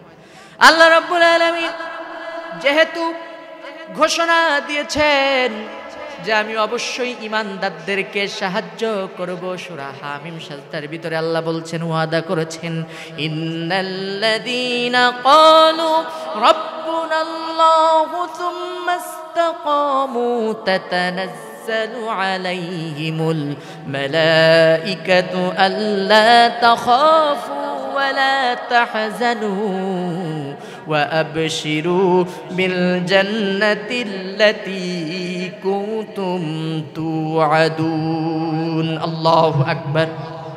আমি যখন সূরা বাকারার এই আয়াতের তাফসীর পড়ি, শানে নজুল পড়ি, অবাক হই। এই হামিম সাজদায় আল্লাহ তাআলা যে ওয়াদা করেছেন তার বাস্তব প্রতিফলন আল্লাহ এখানেই ঘটিয়েছেন, বাস্তব প্রমাণ দেখিয়েছেন। কেমনে দেখেন, আল্লাহ এখানে বলছেন, নিশ্চয়ই যারা ইন্নাল্লাযীনা ক্বালু, নিশ্চয়ই যারা বলে রব্বুনাল্লাহ, আল্লাহ আমাদের রব, সুম্মা ইসতাকামু, আল্লাহর পথে অবিচল থাকে, অটল থাকে, এবং যখনই তারা আল্লাহর উপরে ঈমান আনে, আল্লাহর উপরে ভরসা করে, কি করি জানো, তাতানাজ্জালু আলাইহিমুল মালাঈকা, তাদের উপরে আমি রব্বুল আলামিন রহমতের ফেরেশতা নাজিল করে দেই। সুবহানাল্লাহ।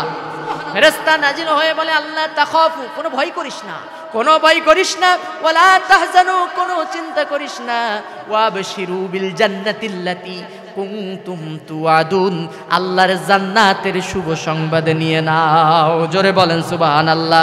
এবং আল্লাহ তাআলা বলেন, যারা আল্লাহর প্রতি অবিচল থাকে, অটল থাকে, ওই আয়াতের পরে আল্লাহ তাআলা বলছেন লা ইকরাহা ফিদ্দিন, এই আয়াতের প্রতি আল্লাহ বলছেন, আল্লাহু ওয়ালিয়ুল্লাযীনা আমানু ইউখরিজুহুম মিনাল-যুলুমাতি ইলান-নূর।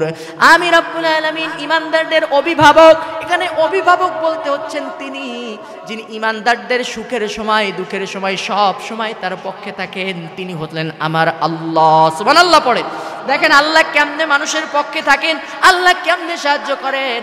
313 জন নিয়ে জিহাদের ময়দানে যাবে। তালুত আলাইহিস সালাম মুসলিম সেনাপতি, এই সামান্য সংখ্যক সৈন্য নিয়ে যুদ্ধের ময়দানে যাবে। ওদিকে 3 লক্ষ সৈন্য নিয়ে জালুত রেডি হয়ে আছে। জালুত তার সৈন্যদেরকে নিয়ে মাঠের মধ্যে একত্রিত হয়েছে। শোনো, এই বিরাট যুদ্ধের ময়দানে তোমাদের কোনো প্রয়োজন নাই। আমি জালুত, গোটা পৃথিবী আমাকে চেনে। আমি সকালবেলায় একটা উট দিয়া নাস্তা করি, তোমাদের কোনো প্রয়োজন নাই, তোমরা ঘুমাই থাকো, তোমরা এই যুদ্ধের ময়দানে আসার দরকার নাই। আমি জালুত ওয়াদা করেছি, সকালবেলায় শতনিক মুসলমান বাহিনীদেরকে মারব, তাদের রক্ত ঝরিয়ে তারপরে আমি সকালের নাস্তা করব, এর আগে নাস্তা করব না। আমি প্রতিজ্ঞাবদ্ধ হয়েছি। আল্লাহ বলছে, দাঁড়াও, তুমি প্রতিজ্ঞাবদ্ধ হইছো যে মুসলমানদেরকে পরাজিত করবে, আর আমি রব্বুল আলামিন ঘোষণা দিয়েছি মুসলমানদেরকে আমি আল্লাহ বিজয়ী দান করব। আরো আসতে বলেন সুবহানাল্লাহ। বিশ্বাস হয় তো? হয় আল্লাহ যে পাশে আছেন, এই কথা বিশ্বাস হয়? আছে বিশ্বাস? আল্লাহ রাব্বুল আলামিন ঈমানদারদের পাশে থাকেন। আমি যে কথা বলতেছিলাম, ওইদিকে একটু যাই। বিশ্ব নবী মুহাম্মদ রাসূলুল্লাহ সাল্লাল্লাহু আলাইহি ওয়াসাল্লামকে অনুসরণের কথা বলতেছিলাম। ঈমানদার যারা হবেন, ইমাম যারা হবেন, প্রত্যেকটা ক্ষেত্রে রাসূল সাল্লাল্লাহু আলাইহি ওয়াসাল্লামের সহজ সুন্নাতগুলো যেমনি আপনি মানবেন, ঠিক তার পাশাপাশি অবশ্যই অবশ্যই আপনি রাসূল সাল্লাল্লাহু আলাইহি ওয়াসাল্লাম আপনার পারিবারিক জীবন, সামাজিক জীবন, সাংস্কৃতিক জীবন, রাজনৈতিক জীবন, রাষ্ট্রনীতি, অর্থনীতি, যুদ্ধনীতি সম্পর্কে যেমন আল্লাহ রাসূল আদর্শ রেখে গিয়েছেন, আমার নবী মদিনার মসজিদে যেমন তিনি মসজিদে ইমামতি করেছেন, জিহাদের ময়দানে আমার নবী সেনাপতির দায়িত্ব পালন করেছেন। জোরে বলেন সুবহানাল্লাহ। ও ইমাম সাহেব, ও বাংলার আলেম সমাজ, তোমরা তো সবাই বলো আল উলামা ওয়ারাসাতুল আম্বিয়া, আমরা নবীর ওয়ারিস, আমরা নবীদের উত্তরসূরি। আমি বলতে চাই, নবীর ওয়ারিস যদি হও, নবীর উত্তরাধিকারী যদি তোমরা হও, আমার নবী ইসলামের জন্য যে ভূমিকা রেখেছে, আমার রাসূলের সাহাবী যে ভূমিকা রেখে গিয়েছে, অবশ্যই সেই ভূমিকা তোমার তো থাকা দরকার আছে নাকি নাই? কে জানে না বেলালের কথা, কে জানে না খাব্বাবের কথা? ওই কথা বলতেছিলাম, সুমাইয়া তার ছেলে আম্মারকে সান্ত্বনা দেয়। এরপরে ইয়াসির রাদিয়াল্লাহু তাআলা আনহুকে এনেছে। ও ইমাম সমাজ, আলেম সমাজ, একটু লক্ষ্য করুন, দ্বীনের জন্য, ইসলামের জন্য কি ত্যাগ আর কুরবানি তারা করেছে, একটুখানি শুনে নেন।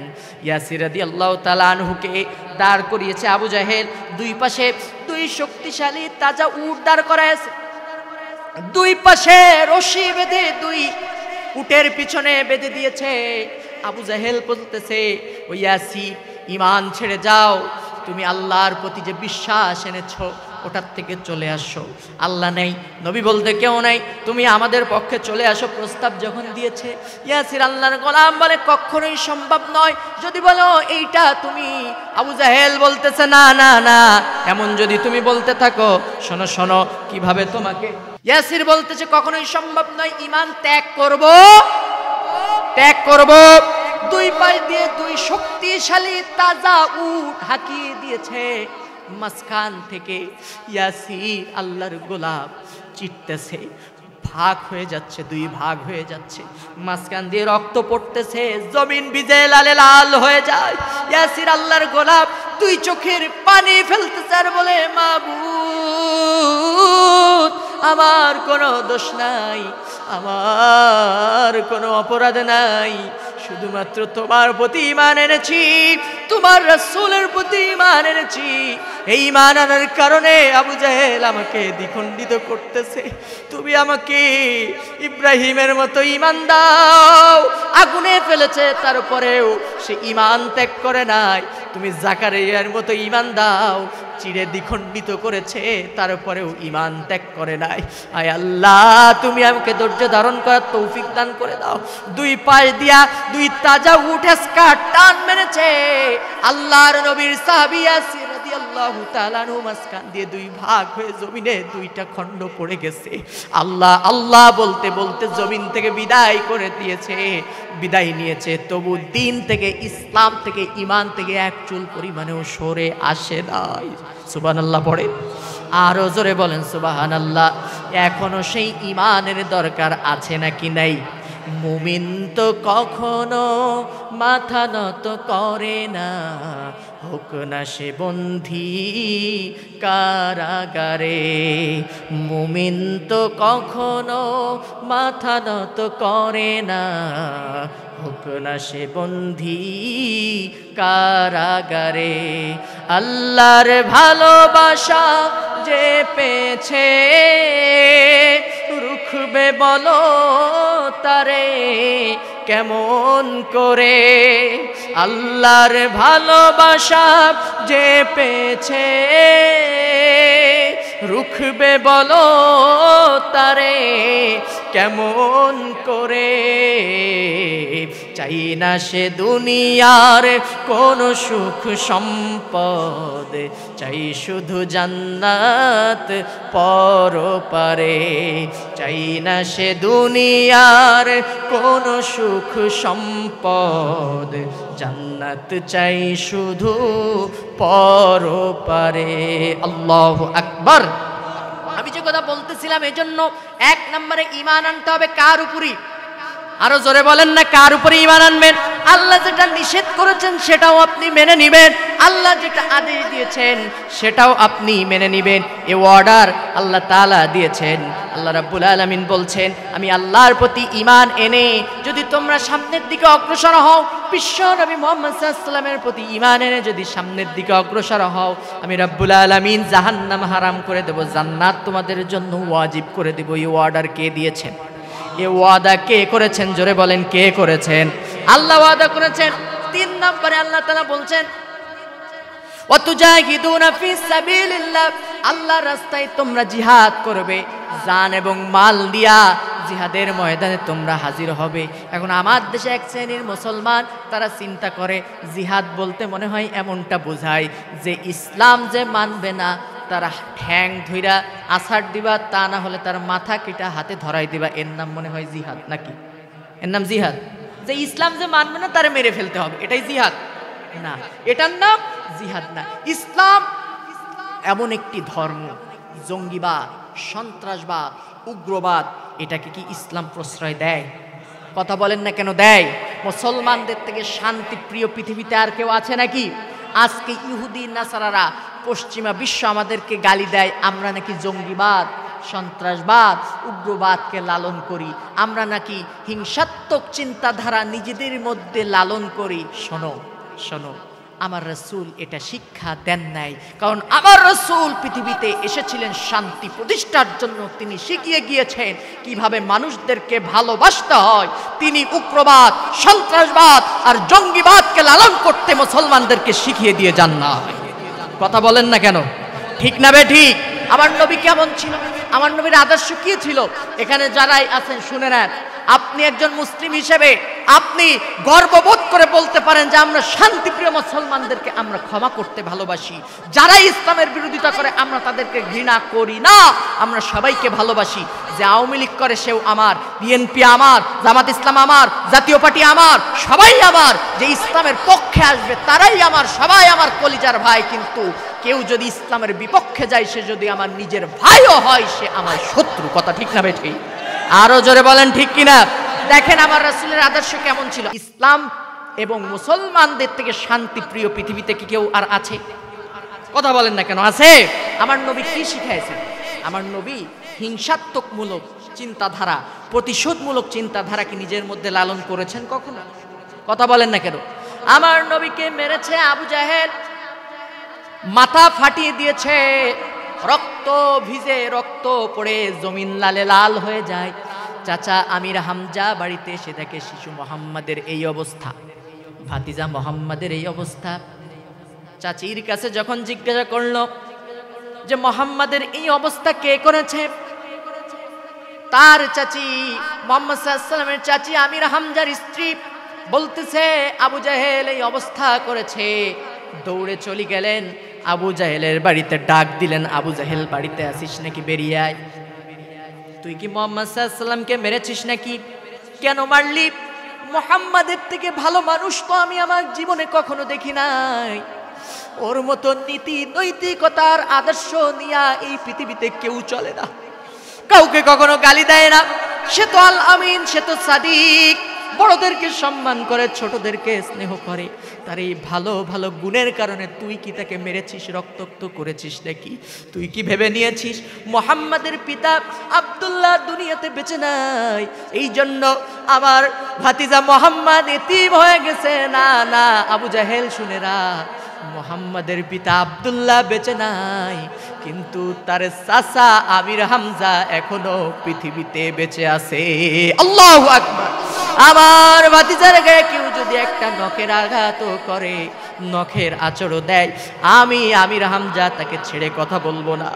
তরবারি ছিল, তরবারির উল্টা পিঠ দিয়া কোন বর্ণনায় আসছে ধনুক ছিল, ওই ধনুকের আঘাত দিয়া এত জোরে আঘাত করেছে আবু জাহেলের মাথায়, মাথা ফেটে রক্ত ফিঙ্কি দিয়া পড়েছে। আমার নবী মুহাম্মদ সাল্লাল্লাহু আলাইহি ওয়াসাল্লাম বসে আছেন বাড়িতে। আমির হামজা দৌড়ে এসে বলতে যে ভাতিজা মুহাম্মদ, কাজ তো সেরে ফেলছি। কি করেছেন চাচা? তোমাকে মেরেছে আবু জাহেল, এই জন্য আমিও আবু জাহেলের মাথা ফাটাই দিয়ে আসছি। ও মুহাম্মদ তুমি খুশি হয়ে যাও, আমি তো আবু জাহেলকেও রক্তাক্ত করেছি। নবী মুহাম্মদ সাল্লাল্লাহু আলাইহি ওয়াসাল্লাম দেখেন কত ভালোবাসা আর ক্ষমা করতে কেমনে রাসূল আমাদেরকে শিক্ষা দিয়ে গিয়েছেন, কেমন আদর্শ রেখে গিয়েছেন। নবীজি বললেন, ও চাচা কার মাথা ফাটাইছো, কারে রক্তাক্ত করছো, এটা বলে তুমি তো আমারে খুশি করতে পারবা না। আমির হামজা বলতেছে, কি করলে ভাতিজা তুমি খুশি হবে? নবীজি বললেন, ও চাচা, যেই সত্যের পক্ষে অবস্থান করার কারণে আবু জাহেল আজকে আমাকে মেরেছে, তুমি যদি সেই সত্যের পক্ষে চলে আসো, সেই সত্যকে কবুল করে নাও, ঈমান আনো, মুসলমান হয়ে যাও, আমি মুহাম্মাদের থেকে খুশি আর কেউ হবে না। আল্লাহু আকবার। আমির হামজা বলছে, ভাতিজা মুহাম্মদ, এতদিন ভাবতাম তোমার থেকে ভালো মানুষ তো পৃথিবীতে আর কেউ নাই, জীবনে কখনো মিথ্যা বলো না, তোমার মতো চরিত্রবান আদর্শবান পৃথিবীতে আর কেউ হতে পারে না। আজকে তোমার কথা, তোমার চিন্তাধারা, তোমার আদর্শ দেখে আমি বুঝতে পারলাম কোনো রকম প্রতিশোধমূলক চিন্তাধারা, হিংসাত্মকমূলক চিন্তাধারা তুমি তোমার মনের মধ্যে লালন করো না। তুমি যে আল্লাহর নবী হবে এর ভিতরে কোনো সন্দেহ নাই। পড়ে নিলাম আশহাদু আল্লা ইলাহা ইল্লাল্লাহু ওয়াহদাহু লা শারীকা লাহু ওয়া আশহাদু আন্না মুহাম্মাদান আবদুহু ওয়া রাসূলুহু। আল্লাহু আকবার। এটাই শিখিয়েছেন আমার নবী, এটাই শিখিয়ে দিয়ে গেছেন। আজকে ইহুদি নাসারারা বলে মুসলমানেরা জঙ্গিবাদী, সন্ত্রাসবাদী, উগ্রবাদী। পৃথিবীতে কারা এই জঙ্গিবাদ আর সন্ত্রাসবাদ আর উগ্রবাদকে লালন করে এটা মুসলমানেরা জেনে ফেলেছে। কথা ঠিক না বেঠিক? পৃথিবীর ইতিহাসে ধ্বংসাত্মকমূলক, মাস্ট ডিস্ট্রাকটিভ, চরম ধ্বংসাত্মক যা কিছু আছে, গতকালকে আমি ইউনিভার্সিটিতে স্টাডি করতেছিলাম, পৃথিবীর ইতিহাসে লক্ষ্য করে সর্বপ্রথম এই যে অ্যাটম বোমা কারা আবিষ্কার করছে? Charles Einstein. আপনারা যারা বিজ্ঞানের ছাত্র আছেন, E=mc², অ্যাটম বোমার সূত্র এটা। এই ব্যক্তিটা ছিল ইহুদি। এই সূত্র দিল, আমেরিকা বোম বানাইলো। কি বোম? লিটল বয় আর ফ্যাটম্যান নামে এই দুইটা বোম বানাইলো।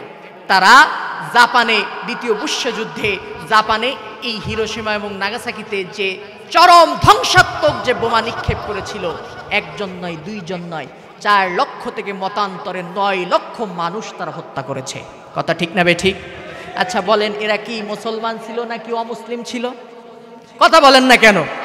মুসলিম নাকি অমুসলিম? অমুসলিম ছিল যারা এই লক্ষ লক্ষ মানুষকে হত্যা করেছে। একা হিটলার 60 লক্ষের উপরে মানুষ মারছে। এরপরে আপনারা প্রথম যুদ্ধ, বিশ্বযুদ্ধ শুরু হয়েছে 1914 থেকে 18 সাল পর্যন্ত, প্রায় 1,70,00,000 মানুষ তারা হত্যা করেছে অমুসলিমেরা। এরপরে দ্বিতীয় বিশ্বযুদ্ধে 2.5 কোটি মানুষ হত্যা করেছে। এরপরে আপনার সামান্য একটা ইস্যু নিয়ে ইরাকে কত মানুষ তারা হত্যা করলো। ফিলিস্তিনে মুসলমানদের উপরে যে অমানবিক নির্যাতন ওই ইসরায়েলের নরপশুরা করেছে আপনারা দেখেছেন। কাশ্মীরে মুসলমানদেরকে কারা হত্যা করেছে? আমার পার্শ্ববর্তী দেশ মায়ানমারে 1 লক্ষের উপরে মুসলমানদেরকে মেরেছে ওই নরপশু অং সান সূচির কুত্তা জানোয়ারেরা। কথা বলেন ঠিক না বেঠিক? আজকে পৃথিবীতে প্রমাণ হয়ে গিয়েছে কারা উগ্রবাদ, কারা সন্ত্রাসবাদী, কারা উগ্রবাদী আর কারা জঙ্গিবাদী। মুসলমানেরা সন্ত্রাসবাদী এবং উগ্রবাদী নয়। কথা ঠিক না বেঠিক? তার প্রমাণ আমার নবীর জামানায়, আমার রাসূলের জামানায় যত যুদ্ধ সংগঠিত হয়েছে, রাসূল নিজে 27টা যুদ্ধের সেনাপতির দায়িত্ব পালন করেছে। আপনারা অবাক হবেন, এই অসংখ্য যুদ্ধের মধ্যে মাত্র 1200 সামথিং কিছু মানুষ হত্যা হয়েছে। এর বেশি মানুষ হত্যা হয় নাই মুসলমানেরা যে যুদ্ধে অংশগ্রহণ করছে। আর তোমরা শুধুমাত্র প্রথম বিশ্বযুদ্ধে 1,70,00,000 মারছো, দ্বিতীয় বিশ্বযুদ্ধে 2.5 কোটি মারছো, জাপানে 9 লক্ষ মারছো, হিটলার মারছে 60 লাখ। এরপরে দেখা যায় যেখানেই অমুসলিমরা সেখানেই হচ্ছে রক্ত রক্ত রক্ত আর রক্ত। তারা মানুষদেরকে অত্যাচার এবং নির্যাতন করতে ভালোবাসে। কথা ঠিক না বেঠিক? আরো জোরে বলেন ঠিক কিনা? এজন্য আজকের এই প্রোগ্রাম থেকে জানিয়ে দিতে চাই, এই পৃথিবীর মুসলমানেরা জঙ্গিবাদ আর সন্ত্রাসবাদকে লালন করে না। আমরা মুসলমানেরা ভালোবাসতে জানি। যারাই আমাদের কাছে আসবে আমরা তাদেরকে বুকে টেনে নেব। তোমরা মুসলমান হয়ে যাও, ইমানদার হয়ে যাও, অমুসলিম হইলেও আমরা তোমাদেরকে মুসলমান হওয়ার সাথে সাথে বুকে টেনে নেব। সুবহানাল্লাহ পড়বেন না? এটাই হচ্ছে আমার নবীর শিক্ষা। আমার নবীর শিক্ষা কি ছিল? আমার নবীর শিক্ষা কি ছিল অমুসলিমদের সম্পর্কে? হাদিস জানেন না? আল্লাহ রাসূল বলেছেন, যদি কোন সংখ্যা লঘু অমুসলিম জনপদের উপরে সংখ্যাগরিষ্ঠ মুসলিম জনপদ অন্যায়ভাবে অত্যাচার করে, জুলুম করে, কিয়ামতের ময়দানে আমি নবী মুহাম্মদ সাল্লাল্লাহু আলাইহি ওয়াসাল্লাম ওই অমুসলিমদের বিপক্ষে, মুসলমানদের ওই মুসলিমদের বিপক্ষে অমুসলিমদের পক্ষ নিয়া মুসলিমদের বিরুদ্ধে আল্লাহর দরবারে মামলা দায়ের করব। জোরে বলেন সুবহানাল্লাহ। আহারে আমার নবী কত ভালোবাসা, নীতি, নৈতিকতার আদর্শের শিক্ষা দিয়ে গিয়েছেন। শেষ পর্যায়ে চলে এসেছি। ও যুবক ভাই, আজকে সেই নবীর আদর্শ বাদ দিয়া তুমি সেই পাশ্চাত্যের কালচারকে নিজের ভিতরে ধারণ করেছো। তাদের আদর্শ বুকে দাপন করে তুমি চিন্তা করেছো তুমি স্মার্ট হবে, তুমি আপডেট হবে, নিজেকে ডিজিটালাইজেশন হিসাবে তৈরি করতে চাও। না না না, বিশ্ব নবীর আদর্শ বাদ দিয়া মুসলমান কখনো ডিজিটাল হইতে পারে? কথা বলেন না কেন পারে? আজকে ওই যে কাদের জন্য খেলা হচ্ছে, ওরা তো সব মনে হয় মুসলমানের সন্তান। যারা খেলতেছে মুসলমান না সবাই নাকি? আর্জেন্টিনা, ব্রাজিল সব তো মুসলমান। যারা গতকালকেও বলেছিলেন, আজকে যারা গিয়েছে ওখানে, যারা গিয়েছে, জানি না এই মাইকের আওয়াজ তাদের কানে যাবে কিনা, এই যে মুসলিম টিভি থেকে আলোচনার রেকর্ড হচ্ছে, আপনারা শুনে নেবেন পরে। আর্জেন্টিনার ব্রাজিলকে যারা সাপোর্ট করেন, কয়েকটা কারণ, এই কাজ এই জন্য আমি আপনাদেরকে সাজেস্ট করব যে তাদেরকে অনুসরণ করা যাবে না, তাদেরকে ভালোবাসা যাবে না, তাদের পক্ষে অবস্থান করা যাবে না। গা শিউরে উঠবে, কেন তাদেরকে আপনি অনুসরণ করবেন? মুসলমানের সন্তান হইয়া তাদেরকে ভালোবাসা তোমার লজ্জা করা উচিত। কথা বলেন না কেন? নাম্বার ওয়ান, কাদেরকে অনুসরণ করতেছেন? Argentina, Brazil. আর্জেন্টিনায় আজান নিষিদ্ধ, নাউজুবিল্লাহ পড়বো না। ব্রাজিলে সরাসরি আল্লাহর নাম নেওয়া নিষিদ্ধ। যদি কেউ আল্লাহর নাম সরাসরি মানুষের সামনে নেয়, এটা অপরাধীর খাতায় তার নাম উঠে যায়। নাউজুবিল্লাহ পড়বেন না। সমকামিতা মানে পুরুষে পুরুষে বিয়ে হবে, মেয়েতে মেয়েতে বিয়ে হবে, সে দেশের পার্লামেন্টে এটা আইন হিসাবে পাশ হয়ে যায়। নাউজুবিল্লাহ পড়বেন না। আরে মুসলমান, তুমি তাদেরকে অনুসরণ করো। এরপরে তাদের যে খেলোয়াড় আছে, এই খেলোয়াড়দের জন্য জার্সি কিনা, তাদের জন্য পতাকা বানানো। মাগুরায় দেখলাম এক লোক নিজের বাড়ি থেকে শ্বশুর বাড়ি পর্যন্ত 4.5 কিলোমিটার মুরব্বী পতাকা বানাইছে। আর্জেন্টিনা না ব্রাজিলের, জমি বিক্রি করে তাও পতাকা বানাইছে। একজন কয় সুবহানাল্লাহ। সুবহানাল্লাহ কোন কেন? আস্তাগফিরুল্লাহ। কি অবস্থা এটা! সি সি সি সি, খেয়াল করে শোনেন, 4.5 কিলোমিটার পতাকা বানাইছে। আপনি যাদেরকে ভালোবাসতেছেন, ওই আমি মাঝে দেখলাম, যুবক ভাইরা তোমরা দেখবা যে এই খেলোয়াড়ের জন্য ওই যে মেসি আর নেইমার যারা আছে, তাদের হাতে দেখবা ট্যাটু করা আছে। ট্যাটু, এক চোখালা ট্যাটু করা আছে। আমি চিন্তা করলাম, এই ট্যাটু কেন করছি? এক চোখ কেন? এই এক চোখ, এই সাইনটা কিসের আপনারা জানেন? কিসের চিহ্ন জানেন? কিসের? দাজ্জাল, দাজ্জালের চিহ্ন। দাজ্জালের মাথায় কয়টা চোখ থাকবে? হাদিস শরীফে এসেছে একটা চোখ থাকবে। আমি চিন্তা করলাম এটা কেমন কথা। আমি একটু গবেষণা করলাম কি করা যায় দেখি। আমি দেখলাম ইলুমিনাতি নাম করে একটা অর্গানাইজেশন আছে, এদের হেডকোয়ার্টার হচ্ছে আপনার ইসরায়েলে। ইসরায়েলে ইহুদিদের একটা সংগঠন ইলুমিনাতি। এদের স্লোগান হচ্ছে, পৃথিবীতে যারা ধর্মভীরু এবং ইসলামের পক্ষে যারা স্লোগান দেয়, এবং ইসলামের পক্ষে বা ধর্মভীরু বা সত্যের পক্ষে যারা স্লোগান দেয়, ইসলামী চিন্তাধারা যারা লালন করে, ওইগুলোকে বাদ দিয়ে তারা মানুষের ভিতরে শয়তানি চিন্তাধারা লালন করতে চায়। এবং তারা বিশ্বাস করে শয়তানের গোলামি যদি কেউ করে তাহলে মানুষ সুখে থাকবে, শান্তিতে থাকবে। নাউজুবিল্লাহ পড়বেন না? আরো জোরে বলেন নাউজুবিল্লাহ। এবং ওরা চায় পৃথিবী থেকে ধর্মীয় চিন্তাধারা চিরতরে নিশ্চিহ্ন করে দিত। মুসলমান, তুমি কি জানো ওরা কারা? বিশ্বনবী মুহাম্মদ সাল্লাল্লাহু আলাইহি ওয়াসাল্লামকে নিয়ে যখন ফ্রান্সের ম্যাক্রো ব্যঙ্গচিত্র এঁকেছিল, ওই ফ্রান্সকে সাপোর্ট করেছিল আর্জেন্টিনা এবং ব্রাজিল। এরপরে ফিলিস্তিনে বাইতুল আকসা মুসলমানদের প্রথম কিবলা ইহুদিরা দখল করেছিল যখন, তখন ওই আর্জেন্টিনা ব্রাজিল ওদেরকে সাপোর্ট করেছিল। এরপরেও যাই না শুনা মুসলমান, তুমি যদি তাদেরকে সাপোর্ট করো কি হবে জানো? কি হবে জানো? শোনো, কোরআন বলছে, আমি বানিয়ে বলতেছি না, আল্লাহ বলতেছেন, ইয়া আইয়ুহাল্লাযীনা আমানু লা তাত্তাখিযুল ইয়াহুদা ওয়ান নাসারা আউলিয়া বা'দুহুম আউলিয়াউ বা'দ ওয়া মান ইয়াতাওয়াল্লাহুম মিনকুম ফাইন্নাহু মিনহুম ইন্নাল্লাহা লা ইয়াহদিল কওমাল যালিমিন। হুজুর কোরআন শরীফে নাই? আমার আব্বু একজন হাফেজ। কোরআন শরীফের আয়াত আল্লাহ তাআলা বলছেন, নিশ্চয় যারা ঈমানদার বলে দাবি করো, খবরদার খবরদার ইহুদি এবং নাসারাদেরকে অনুসরণ করো না, অনুকরণ করো না, ওদেরকে ভালোবেসো না, ওদের পক্ষে অবস্থান করো না। যদি এইটা তোমরা করো তাহলে কি হবে জানো? ওয়া মান ইয়াতাওয়াল্লাহুম মিনকুম ফাইন্নাহু মিনহুম। ওরা তো একে অপরের বন্ধু। বা'দুহুম আউলিয়াউ বা'দ। ওরা মুসলমানদেরকে জমিন থেকে বিদায় করতে চায়, মুসলমানদেরকে ধ্বংস করতে চায়। আর যদি তুমি তাদেরকে সমর্থন করো তাহলে তুমিও ওই ইহুদি নাসারাদের দলে চলে গেলে, তাদের ভিতরেই তুমি অংশগ্রহণ করলে। নাউজুবিল্লাহ পড়েন। আর আল্লাহ বলছেন, ইন্নাল্লাহা লা ইয়াহদিল কওমাজ যালিমিন। তোমাদেরকে আমার আল্লাহ কখনোই হেদায়েত দান করবেন। আরো জোরে বলেন করবেন। এজন্য আমি বলতেছি, ও যুবক ভাই, ফিরে আসো ইসলামের দিকে। আজকে যারা এই প্রোগ্রামকে বাদ দিয়া কোরআনের মাহফিলকে বৃদ্ধাঙ্গুলি প্রদর্শন কইরা, এই মাহফিলকে ছোট কইরা, যারা তাদের ভালোবাসায় তাদেরকে সমর্থন কইরা কোরআনের মাহফিল থেকে ডিসকানেক্ট হইয়া গেলে বোঝা যায় তোমার কাছে কোরআন আর ইসলামের থেকে ওরাই সব থেকে বেশি বড়। আর এটা দ্বারাই প্রমাণ হয় ওয়ামাইয়াতাওয়াল্লাহুম মিনকুম ফাইন্নাহু মিনহুম, তুমি তাদেরই একজন। কথা বলেন না কেন?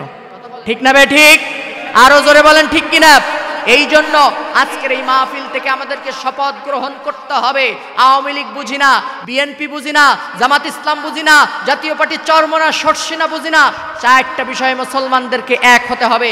নাম্বার 1 আমার আল্লাহ, 2 নাম্বার হচ্ছে ইসলাম, নাম্বার 3 হচ্ছে কোরআন, নাম্বার 4 হচ্ছে আমার নবী মুহাম্মদ সাল্লাল্লাহু আলাইহি ওয়াসাল্লাম।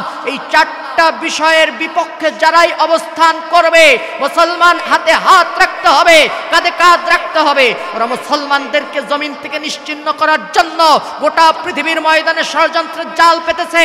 মুসলমান ঘরে বসে থাকার সময় নয়, হাতে হাত রেখে শপথ গ্রহণ করতে হবে। গোটা পৃথিবীর ময়দানে ইসলামের দাওয়াতকে ছড়িয়ে দিতে হবে, আল কোরআনের পৃথিবী করতে হবে, দাঁত ভাঙার জবাব ওদেরকে দিতে হবে। রাজি আছেন কিনা? 2 হাত তুলে দেখান আল্লাহকে।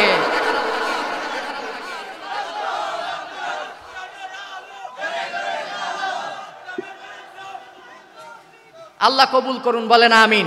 এজন্য হিংসা নয়, বিদ্বেষ নয়। যারা ওইদিকে গেছেন ফিরে আসেন, আমার উপরে রাগ করে লাভ নেই। আল্লাহ বলেছেন সেটাই আপনাদেরকে শুনাইয়া দিয়ে গেলাম। রাগ করছেন নাকি? আমি শেষে চলে আসছি। তাহলে আল্লাহ জান্নাত হারাম করে দিবেন 2টা আমল করলে পরে। 1 নাম্বার আল্লাহ বলছেন তুমিনুনা বিল্লাহ, কার প্রতি ঈমান। 2 নাম্বার হচ্ছে কার প্রতি ঈমান? রাসূলের প্রতি ঈমান। রাসূলের প্রতি ঈমান এনে রাসূলের আদর্শ আপনি আপনার বুকে আঁকড়ে ধারণ করবেন। প্রয়োজন হলে পরে জান দিবেন, জীবন দিবেন, সব কিছু দিবেন। আর এটার জন্য, এই দিনকে প্রতিষ্ঠার জন্য, রাসূলের আদর্শকে জমিনে প্রতিষ্ঠার জন্য আপনি প্রচেষ্টা করে যাবেন। আপনি যদি একজন লেখক হন, ইসলাম প্রতিষ্ঠার জন্য লিখে যাবেন, এটা আপনার কলমের জিহাদ। আপনি যদি একজন বক্তা হন, ইসলামের পক্ষে বক্তব্য দিবেন, এটা আপনার বক্তব্যের জিহাদ। আপনি যদি একজন অর্থনীতিবিদ হন, ইসলামের পক্ষে আপনি অর্থ দিবেন, এটা দিয়ে আপনি সাহায্য করবেন, এটা আপনার অর্থের জিহাদ হবে। ইসলামের পক্ষে রাজনীতি করবেন, এটা হচ্ছে আপনার রাজনৈতিক জিহাদ। জিহাদ মানে জঙ্গিবাদ নয়, জিহাদ মানে সন্ত্রাসবাদ নয়, উগ্রবাদ নয়। জিহাদ হচ্ছে কোরআন শরীফের একটা পবিত্র পরিভাষা। গত কয়েকদিন আগে আমার একটা প্রোগ্রামে কয়েক হাজার মানুষ ছিল, প্রশাসনিক ডিপার্টমেন্টের ভাইয়েরা ছিল। আমি তাদেরকে বললাম, আপনারা যারা আমার ভাইদেরকে ধরে নিয়ে বলেন যে জিহাদি বই পাওয়া গেছে, আল্লাহকে ভয় করুন, আল্লাহকে ভয় করুন। কারণ আপনি যখন এই জিহাদ ট্যাগ লাগাইয়া আপনি যে জিহাদি বই পাওয়া গেছে, যখন তাদের নামে মামলা লেখেন, আল্লাহর আরশ কষ্ট পায়, আল্লাহর আরশ কেঁপে ওঠে। কারণ জিহাদ মানে জঙ্গিবাদ আর সন্ত্রাসবাদ নয়, কারণ এটা কোরআনের একটা পবিত্র শব্দ। আর কখনোই মেহেরবানি করে অন্য ট্যাগ লাগাইয়া মামলা দেন, কিন্তু জিহাদ নাম দিয়ে মামলা দিয়েন না, আল্লাহ নারাজ হয়ে যাবে। কথা ঠিক না বে ঠিক?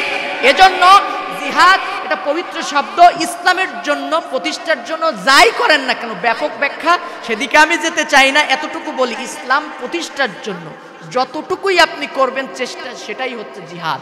আর জিহাদের মূল রূপ, চূড়ান্ত রূপ হচ্ছে যুদ্ধ।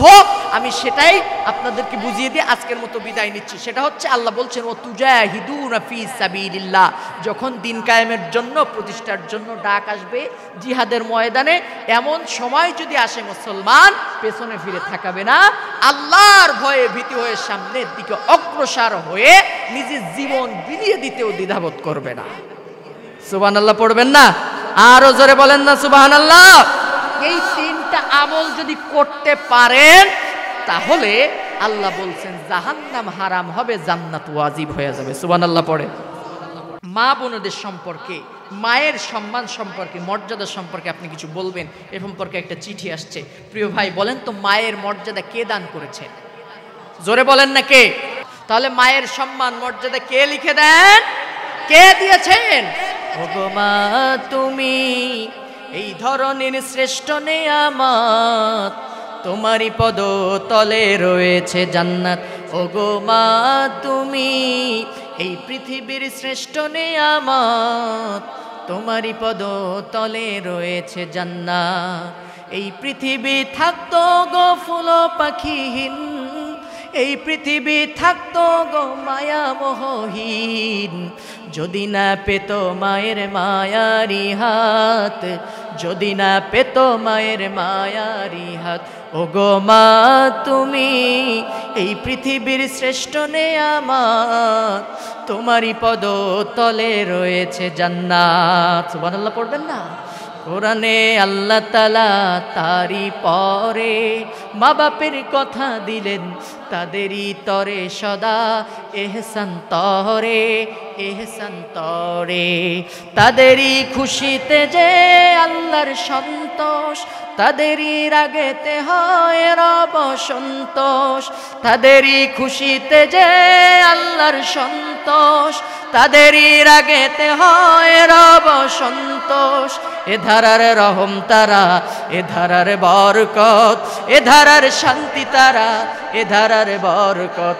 ও গো মা তুমি এই পৃথিবীর শ্রেষ্ঠ নেয়ামত, তোমারই পদ তলে রয়েছে জান্নাত। মায়ের সম্মান কে বাড়িয়ে দিয়েছে?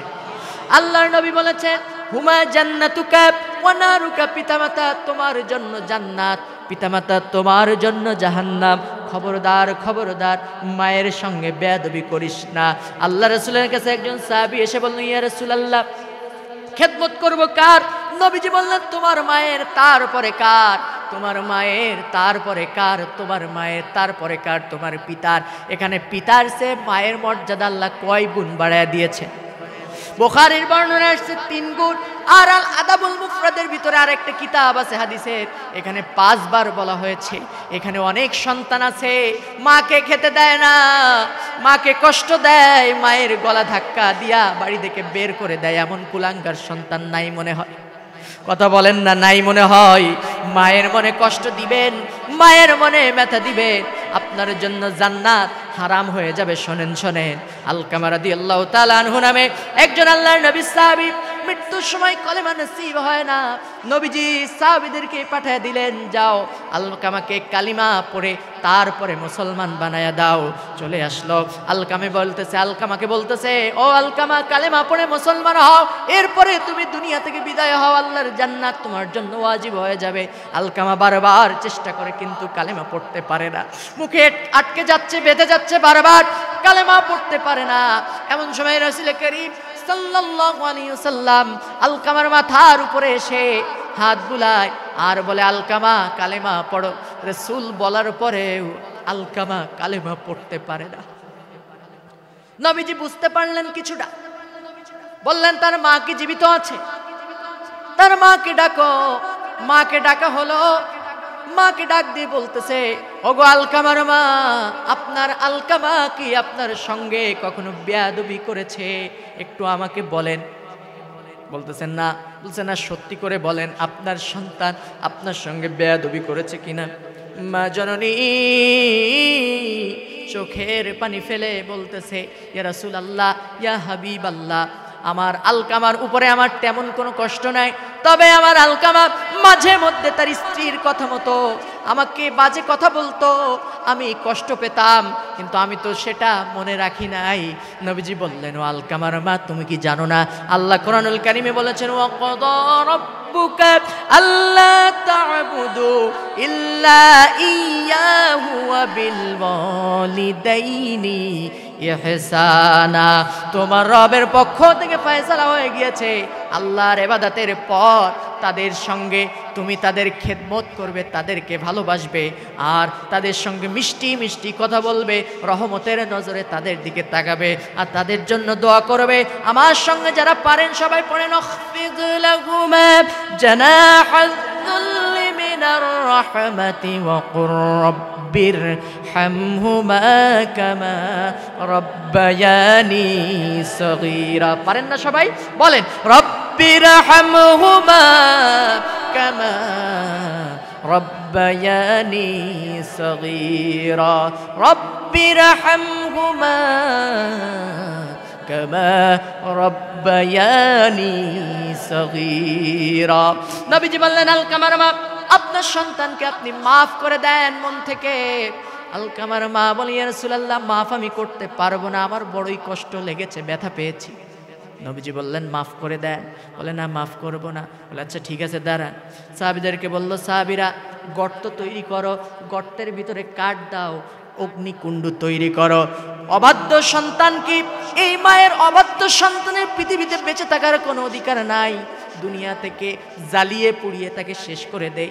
এমন সময় আলকামার মা বলছি ইয়া রাসূলুল্লাহ, ইয়া হাবিবাল্লাহ, আমি আমার সন্তানকে মাসের পর মাস গর্ভে ধারণ করেছি, 2টা বছর 2.5টা বছর দিয়ে ধরে বুকের দুগ্ধ পান করাইছি।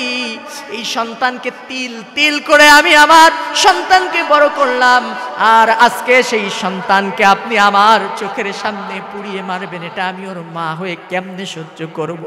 এইভাবে বলে যখন কাঁদতেছে, নবীজি বলতেছে ও মা জননী, আপনি এই দুনিয়ার সামান্য আগুনে আপনার সন্তান জ্বলবে, সহ্য করতে পারবেন না। কিয়ামতের ময়দানে যেদিন লক্ষ কোটি কোটি মানুষের সামনে জাহান্নামের আগুনে আপনার সন্তানকে নিক্ষেপ করা হবে, কেমনে সহ্য করবেন?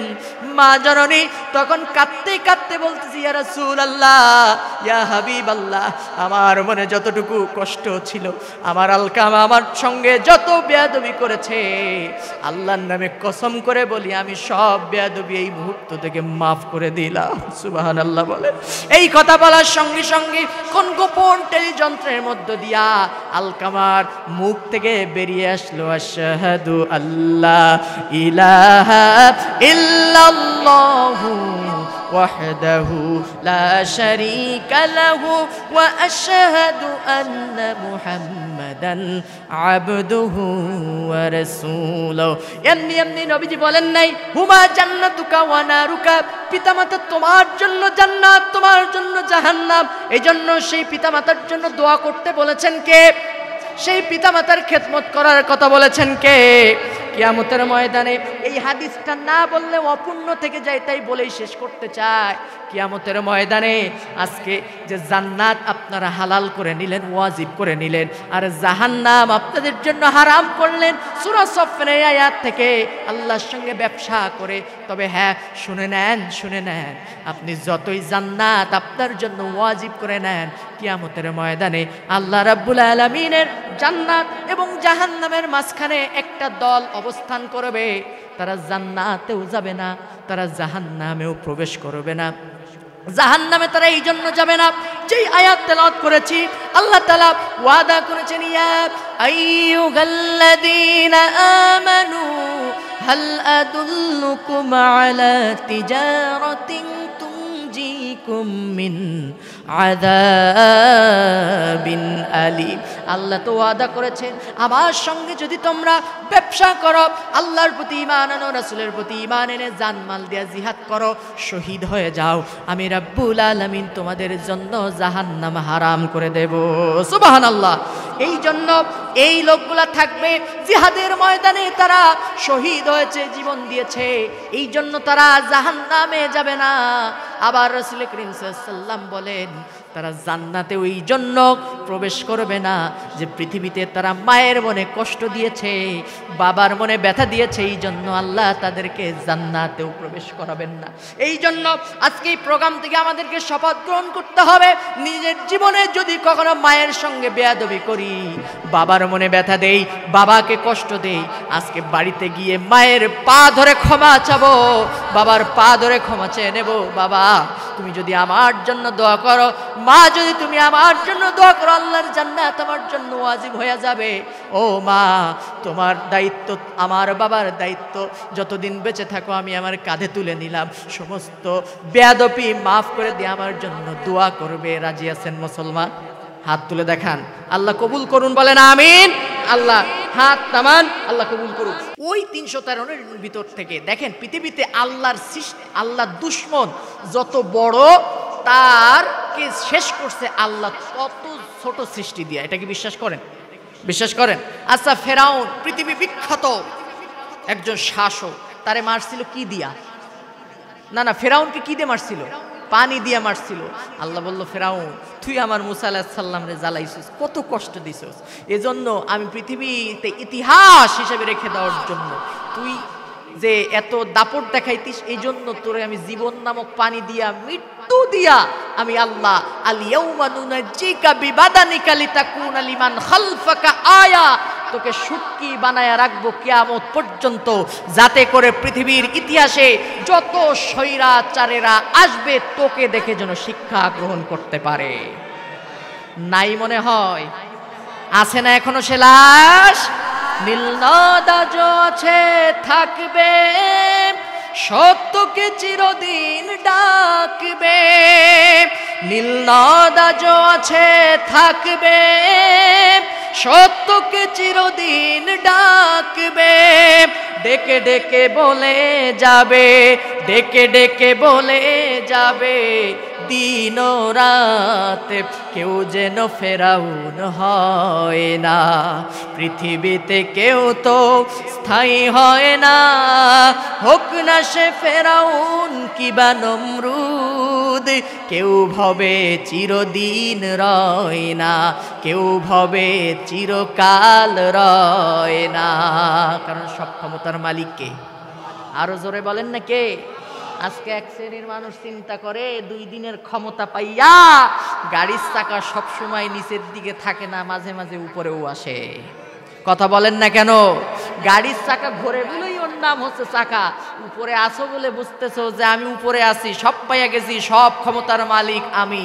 আলেমদেরকে মারবো, ধরবো, জুলুম করব, ভালো ভালো মানুষদেরকে নিয়া আমি ফাঁসি দিব, ভালো ভালো মানুষদের উপর অত্যাচার করব, জুলুম করব, কেউ আমার কিছু করতে পারবে না। মনে রেখো আল্লাহ একজন আছে, তোমার ফায়সালা আল্লাহর দরবারে হবে।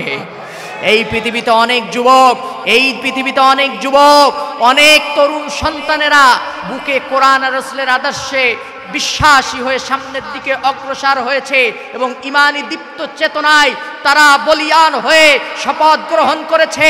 কেউ বা হাত হারিয়েছে, কেউ বা পা হারিয়েছে, অন্ধ হয়ে কেউ বা জীবনযাপন করছে, কেউ বা আল্লাহর দ্বীনের মুজাহিদের খাতায় নাম লিখিয়ে মৃত্যুবরণ করে শাহাদাতের কামনা নিয়ে আল্লাহর কাছে হাজির হয়েছে। কিন্তু তাদের বুকে একটাই স্বপ্ন, বাংলার জমিন ইসলামের জমিন হবে, বাংলার জমিন কোরআনের জমিন হবে। সেকুলারিজম, ধর্ম নিরপেক্ষ মতবাদ বাংলার জমিনে শয়তানের গোলামি করতে দেওয়া হবে না, হবে না, হবে না ইনশাআল্লাহ। রাজি আছেন কারা কারা? 2 হাত তুলে দেখান আল্লাহকে।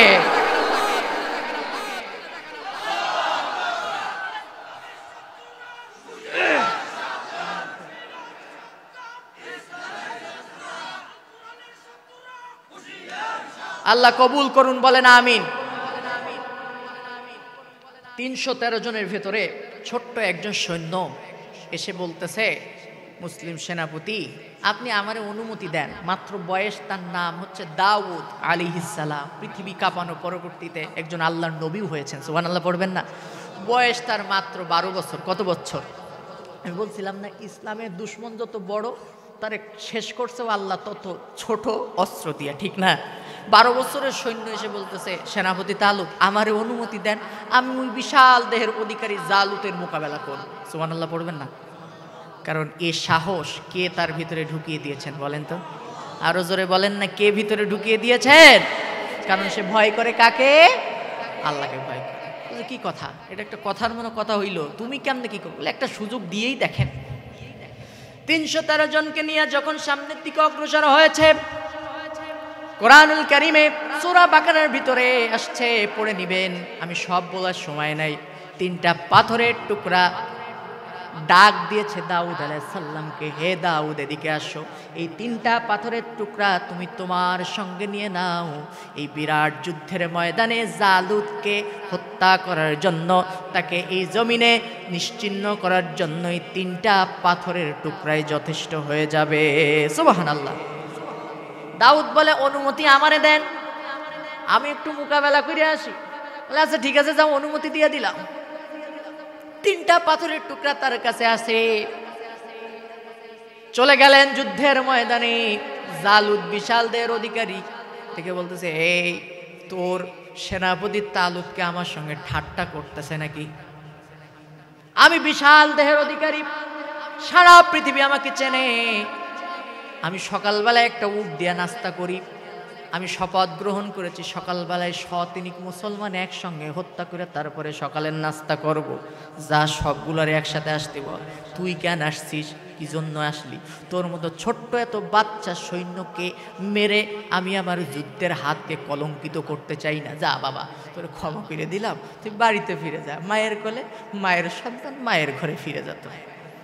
দাউদ বলতে, যা সেনাপতি, গর্ব করো না, অহংকার করো না, কত পারো, কত তোমার ক্ষমতা, একটু মোকাবেলা করে তারপরে দেখো। জোরে বলেন সুবহানাল্লাহ। আল্লাহ রাব্বুল আলামিন বলেন, যারা নাকি এই পৃথিবীতে আল্লাহর পরে অবিচল থাকে, অটল থাকে, আমি রব্বুল আলামিন তাদের সাথী শুধু হই না, কি হই শোনো। ইদ ইউহি রাব্বুকা ইলাল মালাইকাতি আন্নী মাআকুম فثبتوا الذين آمنوا سألقي في قلوب الذين كفروا الرعب فاضربوا فوق الأعناق واضربوا منهم كل بنان الله أكبر। আল্লাহ বলছেন, যখন ঈমানদারেরা ইসলাম শক্তি বিরোধী শক্তির সামনে দাঁড়ায়, আমি রব্বুল আলামিন ঈমানদারদের ভিতরে একটা শক্তি জুগায় দেই, আর কাফেরদের মনের ভিতরে একটা ভয় ঢুকায় দেই। ঈমানদারেরা যখনই তাদের সামনে দাঁড়ায়া আল্লাহর নামে তাকবীরের স্লোগান দেয়, সঙ্গে সঙ্গে ইমানি শক্তিতে বলিয়ান হয়ে যারা তাদের সামনে দাঁড়ায়, ইসলাম বিদ্বেষীরা সঙ্গে সঙ্গে ভীতু হয়ে যায়। সুবহানাল্লাহ। তালুত বলছে, কত বড় একটু মোকাবেলা করে দেখো।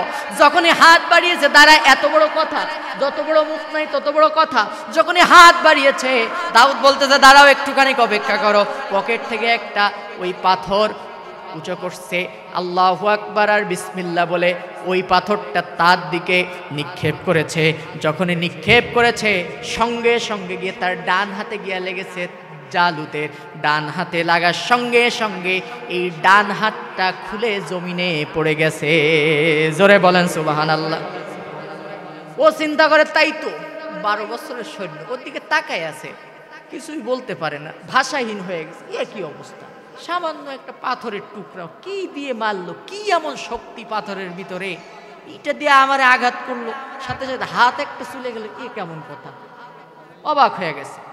বাম হাত বের করছে, বাম হাত দিয়ে যখনই ধরতে গিয়েছে, দাউদ আলাইহিস সালাম দ্বিতীয় আরেকটা পাথরের টুকরা বের করে আল্লাহু আকবার বলে ওই জালুতের বাম বাহুতে যখন নিক্ষেপ করেছে, সঙ্গে সঙ্গে বাম বাহু থেকে হাতটা খুলে জমিনে পড়ে গেছে। সুবহানাল্লাহ।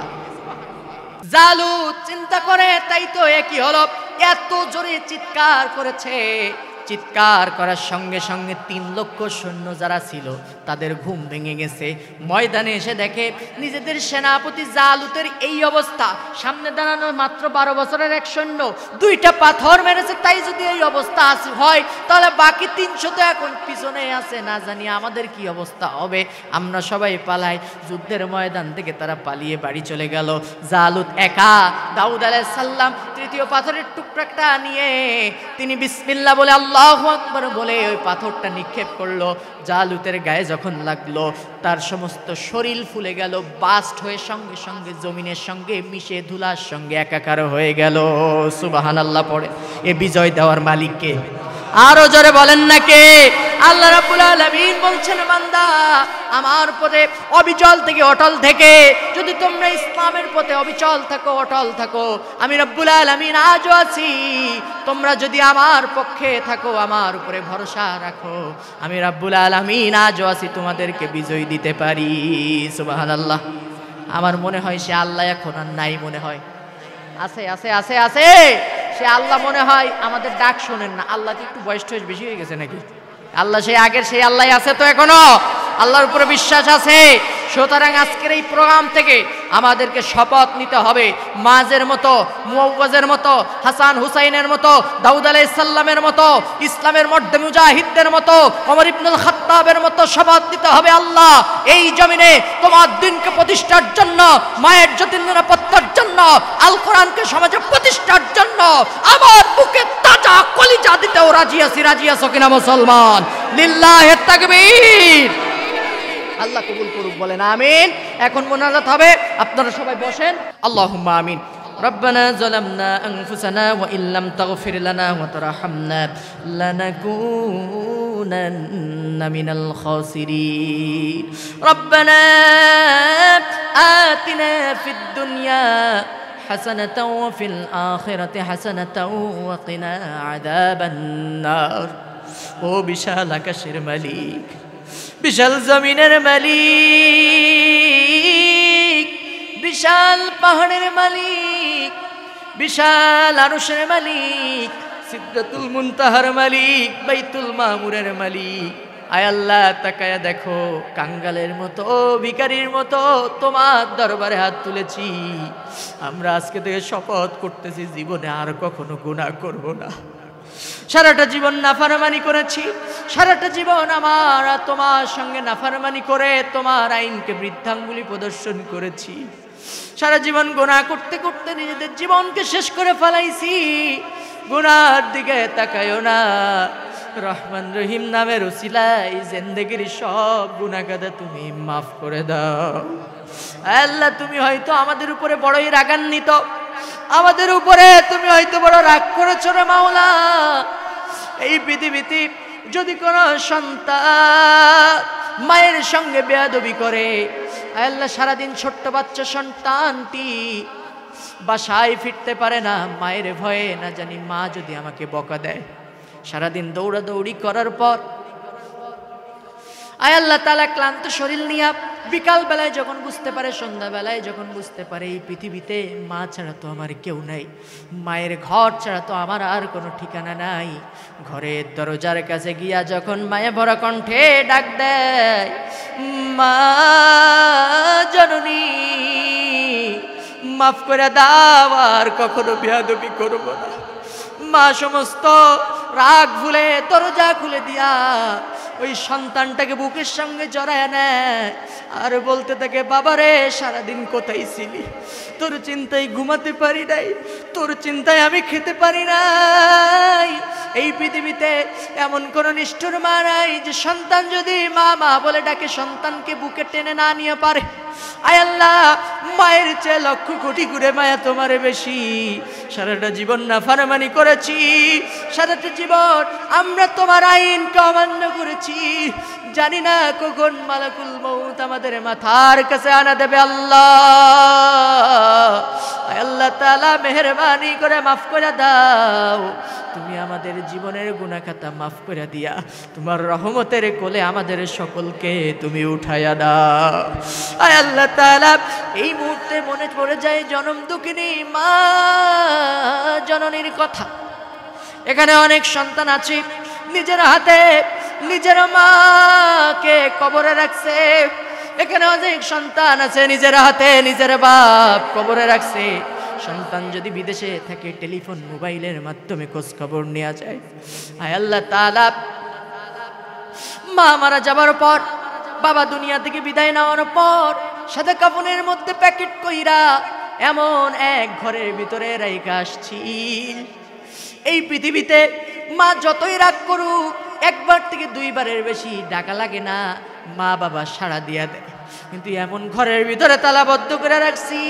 ওই কবর নামক ঘরের কাছে গিয়া যদি কিয়ামত পর্যন্ত ডাকতে থাকি মা মা বাবা আর তো কেউ দরজা খুলবে না কবর নামক ওই ঘর থেকে আর তো কোনো জবাব আসবে না ওই মা কত কষ্ট করে আমাদেরকে লালন পালন করলো গর্ভে ধারণ করেছে এই পৃথিবীতে একটা মানুষের হাতে যদি একটা ইট দেওয়া হয় 1 থেকে 1.5 ঘন্টার বেশি ইটটা রাখতে পারে না হাত যেন ছিঁড়ে পড়ে যায় আমি চিন্তা করি তাই তো মা জননী 8টা 9টা মাস ধরে একটা জীবিত মানুষ আরেকটা জীবিত মানুষকে নিয়ে কেমনে টানলো এই পৃথিবীতে ভুক্তভোগী মা ছাড়া তো আর কেউ জানে না ডেলিভারির সময় মা শহীদের মতো রক্তাক্ত হয়ে যায় আয় আল্লাহ তাআলা কত রাত মা ঘুমাইতে পারে না এই সন্তান গর্ভে থাকা অবস্থায় মা খেতে পারে না এই খেতে গিয়া বমি করে উঠিয়ে দিয়েছে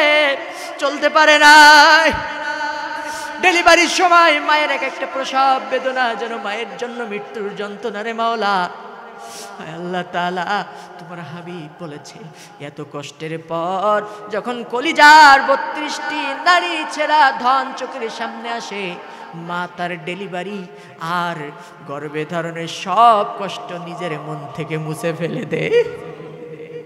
আয় আল্লাহ তাআলা সন্তানকে লালন পালন করলো 2 থেকে 2.5 বছর ধরে মায়ের বুক থেকে বুকের দুধটা চুষে চুষে খেয়েছি। মা জননী শীতের রাতে ঘুমাতে পারে নাই, ভেজা জায়গায় মা শুয়ে সন্তানকে শুকনা জায়গায় রেখেছে, সন্তান আবার প্রস্রাব করে দিয়েছে, ওই জায়গায় মা ঘুমিয়েছে, সন্তানকে বুকের মধ্যে শুকনা জায়গায় রাখছে। ওই মা যাদের বিদায় হয়ে গেল, তোমার হাবিব বলেছে যদি কোনো সন্তান বুকের চামড়া কেটে মায়ের জন্য একজোড়া জুতা তৈরি করে দেয়, তবুও মা জননীর 1 ফোঁটা দুধের হক আদায় হবে না। আয় আল্লাহ মাকে মাফ করে দাও, মায়ের কবর জান্নাতের বাগান বানায়া দাও। এই মুহূর্তে মনে পড়ে যায় আমাদের আব্বাজানের কথা, আমাদেরকে কত কষ্ট করে লালন পালন করলো। ছোট্টবেলা থেকে একটা বটবৃক্ষের মতো বাবা আমাদেরকে ছায়া দিয়ে আসে, কোনো নখের আঁচড় সন্তানের গায়ে লাগতে দেয় না। আর তো কেউ কোনোদিন ডাক দিবে না আব্দুর রহমান, আর তো কেউ ডাক দিবে না আব্দুর রহিম। আল্লাহ প্রেশানির সময় সান্ত্বনার সেই বাণী আর কেউ শোনাবে না, দুঃখের সময় সান্ত্বনার সেই হাত আর কেউ তো মাথার উপরে রাখবে না। ওই বাপজান যাদের বিদায় হয়ে গেল, আল্লাহ আব্বার কবর জান্নাতের বাগান বানাইয়া দাও। এখানে যারা অভাবী আছে অভাবের অভাব দূর করে দাও, দুঃখের দুঃখ দূর করে দাও। ও গো রাজার রাজা বাচ্চার বাচ্চা, কার কাছে যাব, কার কাছে গিয়ে চাইব? তুমি ছাড়া কেউ নাই, তুমি ছাড়া কোনো মালিক নাই। রহমতের নজর দিয়া তোমার আরশে আজিম থেকে আমাদের দিকে তাকাও। তুমি ছাড়া আমাদের কোনো মালিক নেই, তুমি আমাদের লালন কর্তা, তুমি আমাদের পালন কর্তা, তুমি আমাদের আইনদাতা, তুমি আমাদের বিধানদাতা, তুমি আমাদের হেফাজতকারী, তুমি আমাদের সৃষ্টিকারী। আমরা ছাড়া এই পৃথিবীতে অনেক বান্দা তোমার থাকতে পারে, অনেক গোলাম তোমার থাকতে পারে। এই পৃথিবীতে যদি কোনো ভিক্ষুক মানুষের দুয়ারে ভিক্ষা করতে যায়, এক দুয়ার থেকে যদি তাড়িয়ে দেয়, অন্য দুয়ারে গিয়ে ভিক্ষার জন্য হাত পাতে আল্লাহ সুযোগ থাকে। কিন্তু তুমি যদি আজকে আমাদেরকে খালি হাতে ফিরাইয়া দাও, আয় আল্লাহ তাআলা পৃথিবীতে এমন কোন রব নাই, এমন কোন মালিক নাই যার কাছে গিয়া আমরা গুনাহের জন্য মাফ চাইব। কারণ তুমি ছাড়া আমাদের তো এই পৃথিবীতে আর কেউ নাই। আমাদেরকে যদি তুমি আজকে মাফ করে দাও, এমন কোন জায়গা নাই তোমার গিয়ে কৈফিয়ত দেওয়া লাগবে মাওলা। জাহান্নামের আগুন তো বড় কঠিন, বড় কঠিন। রক্ত মাংস শরীর দিয়া জাহান্নামের আগুন আমরা সহ্য করতে পারবো না। দুনিয়ার মোমবাতির আগুন হাতে যখন লাগে হাত জ্বলে যায়, সহ্য করতে পারি না। গ্যাসের চুলার আগুন পায়ে লাগলে পা পুড়ে যায়, সহ্য করতে পারি না। জাহান্নামের আগুন সম্পর্কে তুমি বলেছো নারুল্লাহিল মুকাদাতুল্লাতী তাত্তালিউ আলাল আফইদা। জাহান্নামের আগুন এত কঠিন, আয় আল্লাহ তাআলা জাহান্নামের আগুন যদি কারোর শরীর স্পর্শ করে, সঙ্গে সঙ্গে কলিজা পুরা ছারখার হইয়া যাবে। আয় আল্লাহ তাআলা জাহান্নামের আগুন আমাদের জন্য হারাম করে দাও, জাহান্নামের আগুন হারাম করে দাও, জাহান্নামের আগুন থেকে আমাদেরকে মুক্তি দিয়া দাও। জান্নাতের মেহমান হিসাবে আমাদের সকলকে কবুল করে আল্লাহ তাআলা। আজকের এই মাহফিলের আয়োজন করে বিশেষ করে আমাদের ভাই আব্দুল মাজিদ, মাওলানা আব্দুল মাজিদ সাহেব যে কষ্ট করে আজকের এই বিশাল প্রোগ্রামের আয়োজন করেছে, আল্লাহ শুধু ঢাকা থেকে কতবার কল দিয়েছে, হুজুর কেমন আছেন, ভাই কেমন আছেন, কোথায় আছেন, আমার এই ভাইটাকে ইসলামের জন্য কবুল আর মঞ্জুর করে নাও।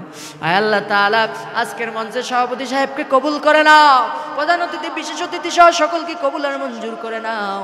আমার সামনে যত মুরব্বি একরাম আছে প্রত্যেককে তুমি আবু বকরের মতো ঈমান আমল দিয়া দাও। যত যুবক ভাইরা আছে যুবক ভাইদেরকে খালিদ বিন ওয়ালিদের মতো আয় আল্লাহ তাআলা ওমর ইবনুল খাত্তাবের মতো দ্বীনের মধ্যে মুজাহিদ হিসেবে কবুল আর মঞ্জুর করে নাও। ছোট্ট ছোট্ট মাসুম বাচ্চাদেরকে দাউদ আলাইহিস সালামের মতো, হাসান হুসাইন আর মাজ মুআওয়াজের মতো দ্বীনের নির্ভীক সেনাপতি হিসেবে কবুল আর মঞ্জুর করে নাও।